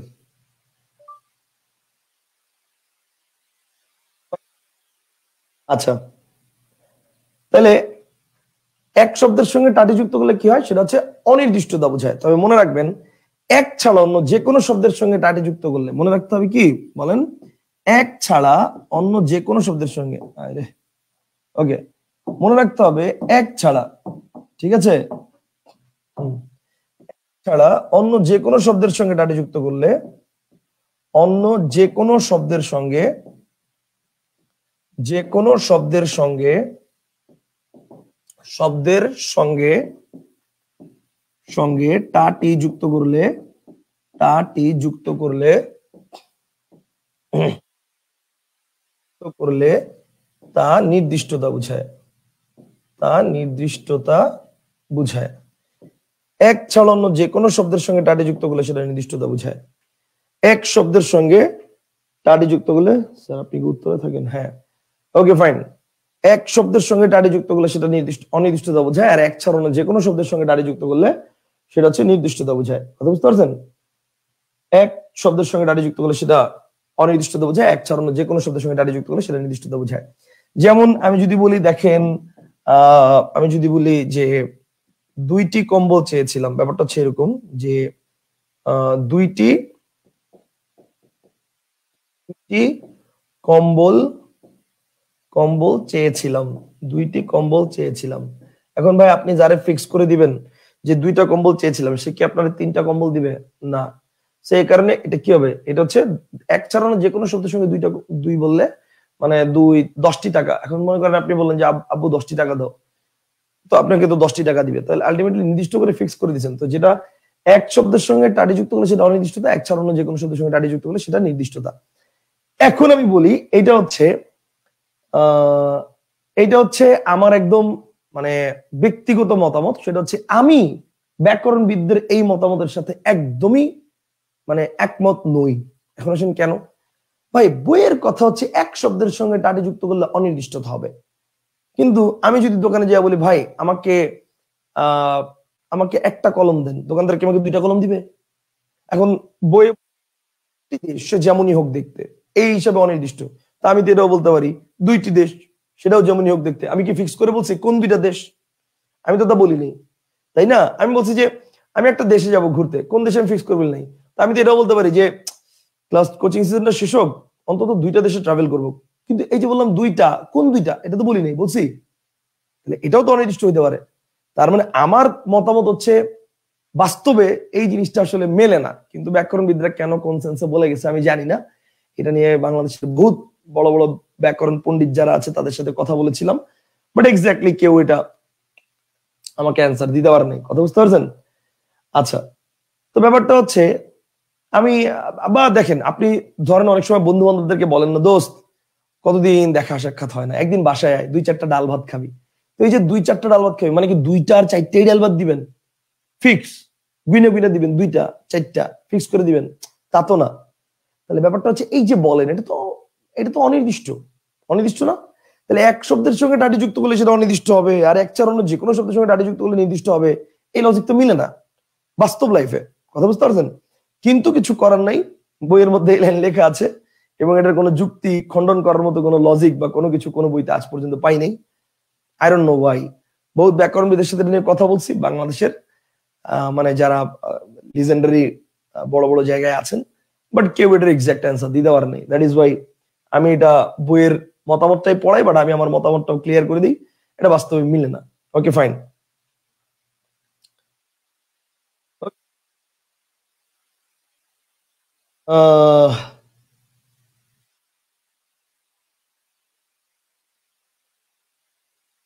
সেক্টরে থাকি না, আমি উত্তরাতে থাকি। আরে আমার বাসা হচ্ছে দক্ষিণ খান, আমার বাসা হচ্ছে এয়ারপোর্ট থেকে একটু ভিতরে দক্ষিণ খান, ঠিক আছে? এই জায়গাতে আমার বাসা। ওকে যাও, এখন আসেন যেটাতে বলি সেটা শুনুন। তাহলে এটা গেল হচ্ছে আমাদের এক শব্দের সঙ্গে টাটি যুক্ত করলে। এবার আসেন একের মতো আরেকটা আছে, সেটা হচ্ছে খানাখানি। এই খানাখানি যুক্ত হয় কোথায়? ওকে, তো মনে রাখতে হবে খানাখানি যুক্ত হয় হচ্ছে আহ বিশেষ্য পদের পরে, ঠিক আছে? মানে বচনবাচক শব্দের পরে খানাখানি যুক্ত হয় বচনবাচক শব্দের পরে, যুক্ত হয় বচনবাচক শব্দের, খানাখানি যুক্ত হয় বচনবাচক শব্দের পরে, এবং পরে যুক্ত হয়ে কি প্রকাশ করে দেখেন, ওই যে এক শব্দের মতো। মানে এক শব্দের সাথে যুক্ত হলে সেটা হচ্ছে একখানা যদি বলি তাহলে সেটা হচ্ছে অনির্দিষ্ট, এটা হচ্ছে অনির্দিষ্ট। আর এক ছাড়া অন্য যে কোনো শব্দের সঙ্গে যুক্ত করলে সেটা হচ্ছে নির্দিষ্ট। 2খানা যদি বলি তাহলে সেটা হচ্ছে নির্দিষ্ট, 2খানা যদি বলি সেটা হচ্ছে নির্দিষ্ট। এটা হচ্ছে বইয়ের ভাষা, কিন্তু আমি এটার সাথে একমত না। এটা হচ্ছে নির্দিষ্ট। যেমন ধরেন আমি আপনাকে বললাম যে, ধরেন ব্যাপারটা হচ্ছে এরকম যে আপনি আপনার বাবাকে বললেন যে বাবা আমাকে একটা বই কিনে দিতে হবে। এখন কি বই কিনে দিতে হবে আপনি বলেন না, ফিক্স করে। আপনার বাবা বলে ঠিক আছে পরীক্ষা ভালো রেজাল্ট করলে তোমাকে একখানা বই কিনে দিব।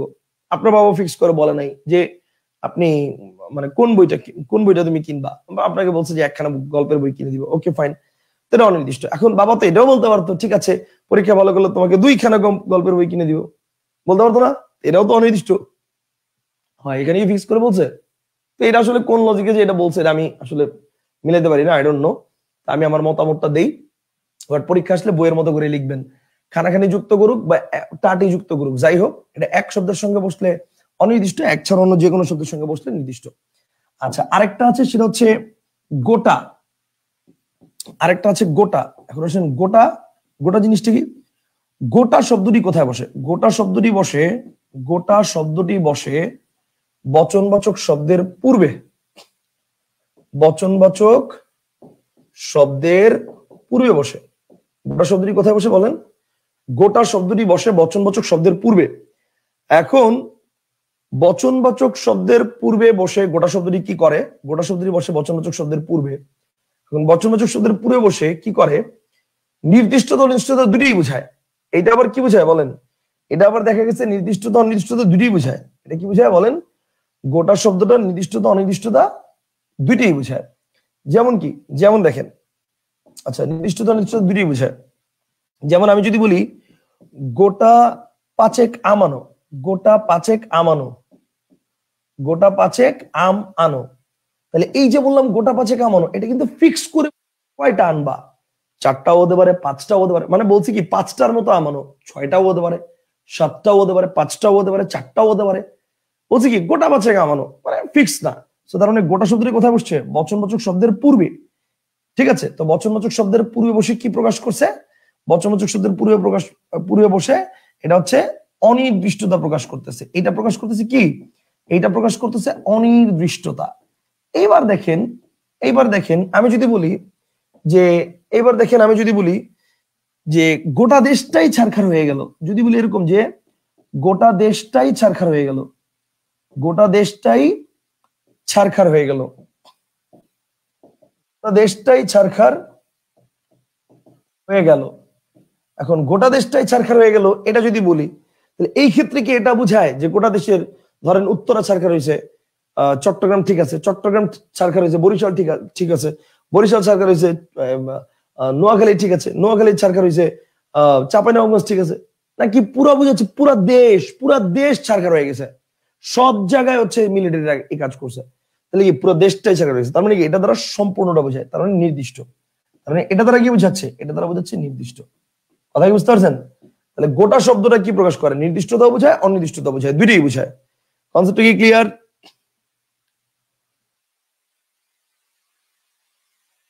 নির্দিষ্টতা বোঝায়, কারণ যদি বলতো বই কিনে দিব তাহলে অনির্দিষ্ট ছিল, কিন্তু কয়টা বই কিনে দিব। এটা কি ক্লিয়ার তাহলে ভাই? তাহলে দেখেন, এক শব্দের সঙ্গে খানাখানি যুক্ত করেন আর টাটি যুক্ত করেন, যাই করেন, এক শব্দের সঙ্গে হলে এটা অনির্দিষ্ট, এক ছাড়া অন্য যে কোনো শব্দের সঙ্গে হলে টাটি নির্দিষ্ট। আর গোটা শব্দের কোথায় বসবে? বচনবাচক শব্দের পূর্বে বসবে, এবং পূর্বে সেটা নির্দিষ্টতা অনির্দিষ্ট দুইটি প্রকাশ করে। যেমন গোটা পাচ্ছে কামানো, এটা অনির্দিষ্টতা, কিন্তু গোটা দেশটাই ছারখার হয়ে গেছে, এটা নির্দিষ্টতা। কনসেপ্টটা কি ক্লিয়ার? আচ্ছা, এই পর্যন্ত বুঝছেন। এখন আসেন, আচ্ছা এখন এটা হচ্ছে বুঝায় যে পরিমাণের স্বল্পতা বোঝায় কয়টি পদশ্রুতি নির্দেশক। এটা তো আপনি লিখছেন, আগে একবার বলছি। পরিমাণের স্বল্পতা বোঝায় কয়টি? ওই যে পরিমাণের স্বল্পতা বোঝায় হচ্ছে টেটো টুকটুকুন গোটা, ঠিক আছে? এই কয়েকটা হচ্ছে পরিমাণের স্বল্পতা বোঝায়, ঠিক আছে? এই ছয়টা হচ্ছে কি পরিমাণের স্বল্পতা বোঝায়।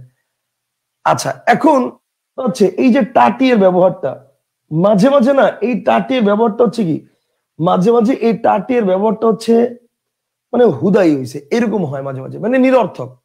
এই টাটির ব্যাপারটা হচ্ছে নিরর্থক হয়। কেমন?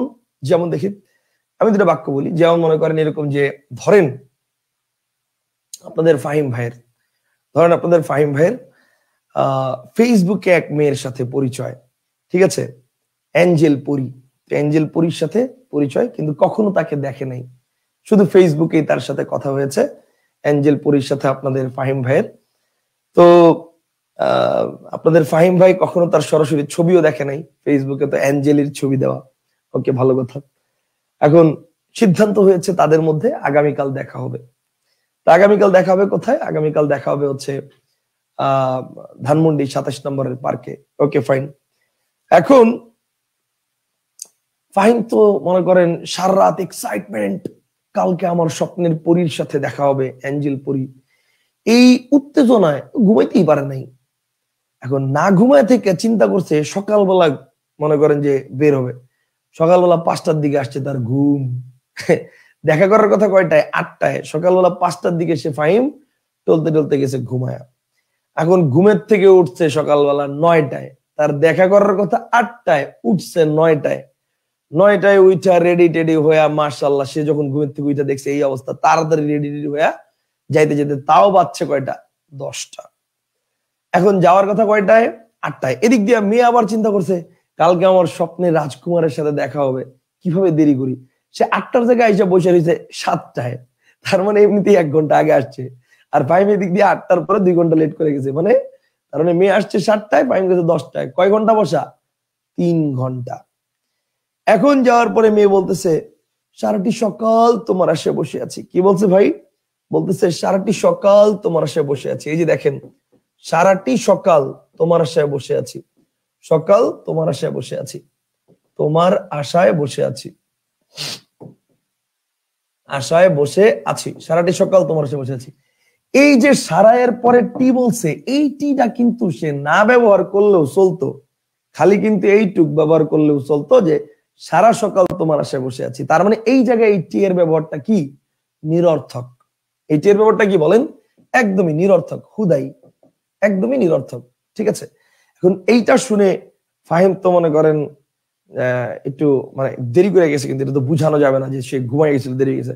এখন সে বুঝাচ্ছে রাস্তায় কত জ্যাম করে, বুঝলো না, ঠিক আছে? এখন ফাহিম কি বলতেছে? ন্যাকামিটা এখন রাখো তো। ফাহিম কি বলতেছে? ফাহিম বলতেছে ন্যাকামিটা এখন রাখো তো, ন্যাকামিটা এখন রাখো তো। তাহলে এই যে বললো ফাহিম ন্যাকামিটা এখন রাখো, এই বাক্যেও কিন্তু এই যে টা ব্যবহার করছে ফাহিম, এইটাও না বললে চলতো। ফাহিম কিন্তু স্যার এইটুকু বললে হইতো যে ন্যাকামি এখন রাখো। তাহলে এই বাক্যে এই যে টা ব্যবহার করলো, এই টায়ের ব্যবহারটাও কি বলেন, নিরর্থক, কারণ এটা না বললেও চলতো। এখন এটা শুনে মেয়ে আবার বলতেছে ভালোবাসাটা বুঝলা না। কি বললে, ভালোবাসাটা বুঝলা না। তাহলে এই যে ভালোবাসাটা বুঝলা না, এই যে ভালোবাসাটা বুঝলা না বললো, এই বাক্যেও কিন্তু এই যে টায়ের ব্যবহারটা এটাও নিরর্থক, কারণ এই তারা বললেও খালি এইটুকু বললে হয়তো ভালোবাসা বুঝলাম না। কথা বুঝতে পারছেন? তাহলে ব্যাপারটা হচ্ছে কিছু কিছু বাক্য আছে, এই বাক্যগুলোতে টাটিয়ের ব্যবহারটা হচ্ছে কি, নিরর্থক। এখন প্রশ্ন হচ্ছে ভাই, এই কিছু কিছু বাক্য আমি কেমনে বুঝবো কখন টাটিয়ের ব্যবহারটা নিরর্থক? এইটা হচ্ছে প্রোডাক্ট, মানে এইটা হচ্ছে কথা। এখন আসেন, খুব সিম্পল, সেটা কি, সেটা হচ্ছে অ্যাবস্ট্রাক্ট নাউন। ওই যে অ্যাবস্ট্রাক্ট নাউন, আবার কথা চলে আসছে অ্যাবস্ট্রাক্ট নাউনের। ঠিক আছে, আরে হ্যাঁ, ABSTRUCT, অ্যাবস্ট্রাক্ট নাউন। ওকে, অ্যাবস্ট্রাক্ট নাউনের সাথে যদি টাটি থাকে তাহলে সেটা কি হবে, সেটা নিরর্থক হবে। কথা বুঝতে পারছেন? এই অ্যাবস্ট্রাক্ট নাউনের সাথে যদি টাটি থাকে তাহলে সেটা কি, সেটা হচ্ছে নিরর্থক হবে। কথা বুঝতে পারছেন? তাহলে যে নেকামিটা, ভালোবাসাটা, সারাটি, ঠিক আছে, বিকালটা মাটি করে দিলা, মানে সকালটা মাটি করে দিলা, সকালটা, সকাল, ঠিক আছে। তাহলে এটা হচ্ছে টাটি, এর ব্যবহারটা কি নিরর্থক। এটা কখন, সেটা হচ্ছে যেটা অ্যাবস্ট্রাক্ট নাউন, সেইটা। কনসেপ্টটা ক্লিয়ার? আশা করি বুঝতে পারছেন। তাহলে এই পর্যন্ত আমরা এতক্ষণ আলোচনা করলাম হচ্ছে পদাশ্রিত নির্দেশক নিয়ে। তাহলে আমাদের পদাশ্রিত নির্দেশক শেষ, আমাদের পদাশ্রিত নির্দেশক শেষ। ওকে, তাহলে পদাশ্রিত নির্দেশক শেষ, বাচ্য শেষ, পুরুষ শেষ, অনুজ্ঞা শেষ। আমরা চলে যাচ্ছি উক্তিতে। আসেন, উক্তি জিনিসটা কি আমরা দেখি। উক্তি, উক্তি জিনিসটা কি আমরা দেখি। উক্তি, ওকে, উক্তি, ওকে। উক্তি একটা বিশাল চ্যাপ্টার, বিশাল চ্যাপ্টার। মানে মনে করেন যে আপনার কাছে যে বই থাকুক ওইখান থেকে শুরু করলেই দেখবেন যে মানে এক পৃষ্ঠাও নাই, অর্ধেকের মধ্যে শেষ উক্তি। কথা বুঝতে পারছেন? আচ্ছা, পোয়াটাক দুধ দাও কি প্রকাশ করেছে, অনির্দিষ্টতা। পোয়াটাক দুধ দাও কি প্রকাশ করেছে, অনির্দিষ্টতা। পোয়াটাক দুধ দাও মানে বুঝেন, পোয়াটাক দুধ দাও মানে এক পোয়ার মতো দুধ দাও, এটা অনির্দিষ্টতা। আর যদি বলি সবটুকু দুধই খেয়ে ফেলো, তার মানে গ্লাসে যতটুকু দুধ আছে সবটুকু দুধই তুমি খেয়ে ফেলো, সেটা হচ্ছে নির্দিষ্টতা। That's it. আচ্ছা, উক্তির যে ব্যাপারটা আমি একটু বলি, অন্বেষণ বইয়ের 390 পৃষ্ঠা, উক্তি। মাশাআল্লাহ, ধ্রুব বইতে এরকম দেখবেন বিশাল, এই যে দেখেন বিশাল, মানে শুরু করতে না করতেই শেষ। শুরু করতে না করতেই শেষ, বুঝছেন? আচ্ছা, তো উক্তির মধ্যে এখানে কয়েকটা পয়েন্টই আছে, আমি কয়েকটা পয়েন্ট একটু বলে দিই। দেখেন, প্রথম কথা হচ্ছে উক্তি জিনিসটা কি, কোন কথকের বাক্যকর্মের নাম হচ্ছে উক্তি। মানে কোন কথক যখন কথা বলবে সেটা হচ্ছে উক্তি। এখন উক্তি কত প্রকার, দুই প্রকার। একটা হচ্ছে ডিরেক্ট ন্যারেশন, একটা ইনডিরেক্ট ন্যারেশন, মানে একটা প্রত্যক্ষ উক্তি, একটা পরোক্ষ উক্তি। আচ্ছা, এখন প্রত্যক্ষ উক্তি কাকে বলে, এটা আমরা সবাই জানি, যে নিজে কথা বলে এটা প্রত্যক্ষ উক্তি। আর আমার কথাটা অন্য কেউ কোট করলে সেটা হচ্ছে পরোক্ষ উক্তি, এগুলো আমরা জানি। প্রত্যক্ষ উক্তি কোন চিহ্নের ভিতরে থাকে, সেটা হচ্ছে উদ্ধরণ চিহ্ন, এটাও আমরা জানি। পরোক্ষ উক্তিতে কোন চিহ্ন লোপ পায়, এটাও আমরা জানি, উদ্ধরণ চিহ্ন। এবং পরোক্ষ উক্তিতে উদ্ধরণ চিহ্নের পরিবর্তে কোন যদি চিহ্ন বসে, মানে কোন কি বসে, উত্তর হচ্ছে যে। ইংরেজিতে আমরা ভাষায় দ্যাট, বাংলা হচ্ছে যে। কথা বুঝতে পারছেন? বাংলা হচ্ছে যে। একজন প্রশ্ন করছে, স্যার এত আলোচনা একসাথে করলে তো, ভাই আপনার কাছে মনে হইতেছে এত আলোচনা, কিন্তু চিন্তা করেন আমাদের ক্লাস কিন্তু মাত্র 1 ঘন্টা। আল্লাহ, 1 ঘন্টা 58 মিনিট হয়ে গেছে। আচ্ছা ঠিক আছে, যান, উক্তি করেই শেষ আজকে, এটাই শেষ। ওকে, উক্তি আলোচনা করেই শেষ। ওকে, তাহলে প্রত্যক্ষ উক্তিকে পরোক্ষ উক্তিতে রূপান্তরের সময় প্রথম উদ্ধরণ চিহ্নের স্থলে বসে কি, যে বসে। Okay fine. আসলে আমাদের টপিক গুলো ছোট ছোট, তো একসাথে অনেক টপিক আমরা আজকে শেষ করার চিন্তা করছি, আজকে শেষ করে ফেলতেছি, সমস্যা নাই। নেক্সট ক্লাসে আমরা বাকিগুলো শেষ করবো। এই যে নেক্সট ক্লাসে আমাদের হচ্ছে মনে করেন, মানে আগামীকালকের ক্লাসে আমরা তাহলে হচ্ছে গ্রামারের যে ক্লাসটা নিব, সেই ক্লাসে আমরা আলোচনা করবো যে সংখ্যাবাচক শব্দ, কাল, বিশেষণ, অতিশয়ন। এই তো শেষ, ঠিক আছে। আচ্ছা, এরপর দেখেন, এরপরে কি হচ্ছে, এরপরে দেখেন, এরপর হচ্ছে প্রত্যক্ষ উক্তিকে পরোক্ষ উক্তিতে রূপান্তরের সময় পরিবর্তন করতে হয় কয়টি জিনিসের? চারটা জিনিস। কয়টা জিনিস পরিবর্তন করতে হয়? চারটা জিনিস। কাল, পুরুষ, সর্বনাম এবং ক্রিয়া। কাল, পুরুষ, সর্বনাম এবং ক্রিয়া। ঠিক আছে, এই চারটা জিনিস পরিবর্তন করতে হয়। যেমন যেমন মনে করেন আমি যদি বলি যে আমি বলেছি আজ নীলক্ষেত বন্ধ। আজ নীলক্ষেত বন্ধ। ওকে, আজ নীলক্ষেত বন্ধ, এটা হচ্ছে আমি বলেছি। এখন এটাকে প্রত্যক্ষ উক্তি আছে, এটাকে পরোক্ষ উক্তি যখন করব তখন কি হবে? তখন আমি বলেছি এটা হয়ে যাবে কি শাওন ভাই বলেছেন। আমি ভাই বলেছি এটা কি হবে? শাওন ভাই বলেছেন। যে, কেন? এই যে প্রত্যক্ষ উক্তির উদ্ধরণ চিহ্ন উঠে গিয়ে কি বসে? যে বসে। বলেছেন যে আজ, এই আজটা হবে হচ্ছে মানে গতকাল। এটা আমরা এখন পড়বো, একটু পরে পড়বো। যে প্রত্যক্ষ উক্তির আজ থাকলে পরোক্ষ উক্তিতে হয় সেদিন, তাহলে পরোক্ষ উক্তির কি হয়? সেদিন।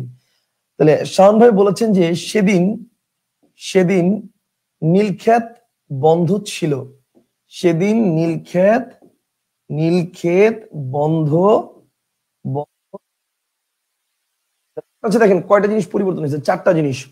কাল, পুরুষ, সর্বনাম এবং ক্রিয়া। প্রথমত দেখেন এই যে পুরুষ পরিবর্তন হয়েছে। আমি বলেছি আমি, আর এখানে চলেছে মানে হচ্ছে শাওন ভাই। তাহলে উত্তম পুরুষের জায়গায় চলে আসছে কি? নাম পুরুষ। Okay fine. এরপরে কি? কাল পরিবর্তন হয়েছে। আমি বলেছি আজ নীলক্ষেত বন্ধ, মানে টুডে, আজকে, প্রেজেন্ট টেন্স। এখানে বলছে সেদিন নীলক্ষেত বন্ধ ছিল, পাস্ট টেন্স। তার মানে কি? তার মানে কাল পরিবর্তন হয়েছে। সর্বনাম পরিবর্তন হয়েছে। দেখেন সর্বনাম পরিবর্তন, এই যে ক্রিয়া পরিবর্তন হয়েছে। আমি বলছি বলেছি, আর এখানে আছে কি? বলেছেন। ঠিক আছে, আবার দেখেন সর্বনাম পরিবর্তন হয়েছে। এখানে যে আমি সর্বনাম, মানে আর এখানে হচ্ছে সর্বনামটা পরিবর্তন হয়ে গেছে কি? শাওন ভাই। কনসেপ্টটা কি ক্লিয়ার? বলেছেন না, সরি, শাওন ভাই বলেছিলেন হবে। Thank you. শাওন ভাই বলেছিলেন হবে, বলেছেন না, বলেছিলেন। শাওন ভাই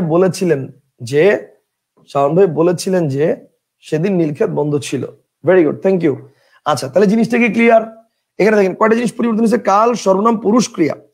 এরপর দেখেন প্রশ্নসূচক, অনুজ্ঞাসূচক এবং আজ্ঞাসূচক বাক্যগুলো পরোক্ষ উক্তিতে কি অনুযায়ী পরিবর্তন করা হয়? উত্তর হচ্ছে ভাব অনুযায়ী। পরোক্ষ উক্তিতে কোন ক্ষেত্রে ক্রিয়ার কাল অপরিবর্তিত থাকে? কারেক্ট আনসার হচ্ছে চিরন্তন সত্য প্রকাশ। ইংরেজিতে যেমন ডিরেক্ট সেন্স থেকে ইনডিরেক্ট সেন্স করার সময় ইউনিভার্সাল ট্রুথের ক্ষেত্রে ক্রিয়ার পরিবর্তন হয় না, তো এখানেও সেম। প্রত্যক্ষ উক্তি থেকে পরোক্ষ উক্তিতে করার সময় ক্রিয়ার কাল অপরিবর্তিত থাকে কখন? যখন চিরন্তন সত্য প্রকাশ পায়। আর এর বাইরে কয়েকটা জিনিসই উক্তিতে আছে, সেটা হচ্ছে কি? সেটা হচ্ছে প্রত্যক্ষ আর পরোক্ষ। ওকে, এখানে কি কি আছে? এখানে বিষয়টা হচ্ছে, দেখেন বিষয়টা হচ্ছে প্রত্যক্ষ উক্তির যদি এখানে হয়, প্রত্যক্ষ উক্তির যদি হয় এখানে, তাহলে পরোক্ষ উক্তির হবে হচ্ছে সেখানে। প্রত্যক্ষ উক্তির এখানে, পরোক্ষ উক্তির কি হবে?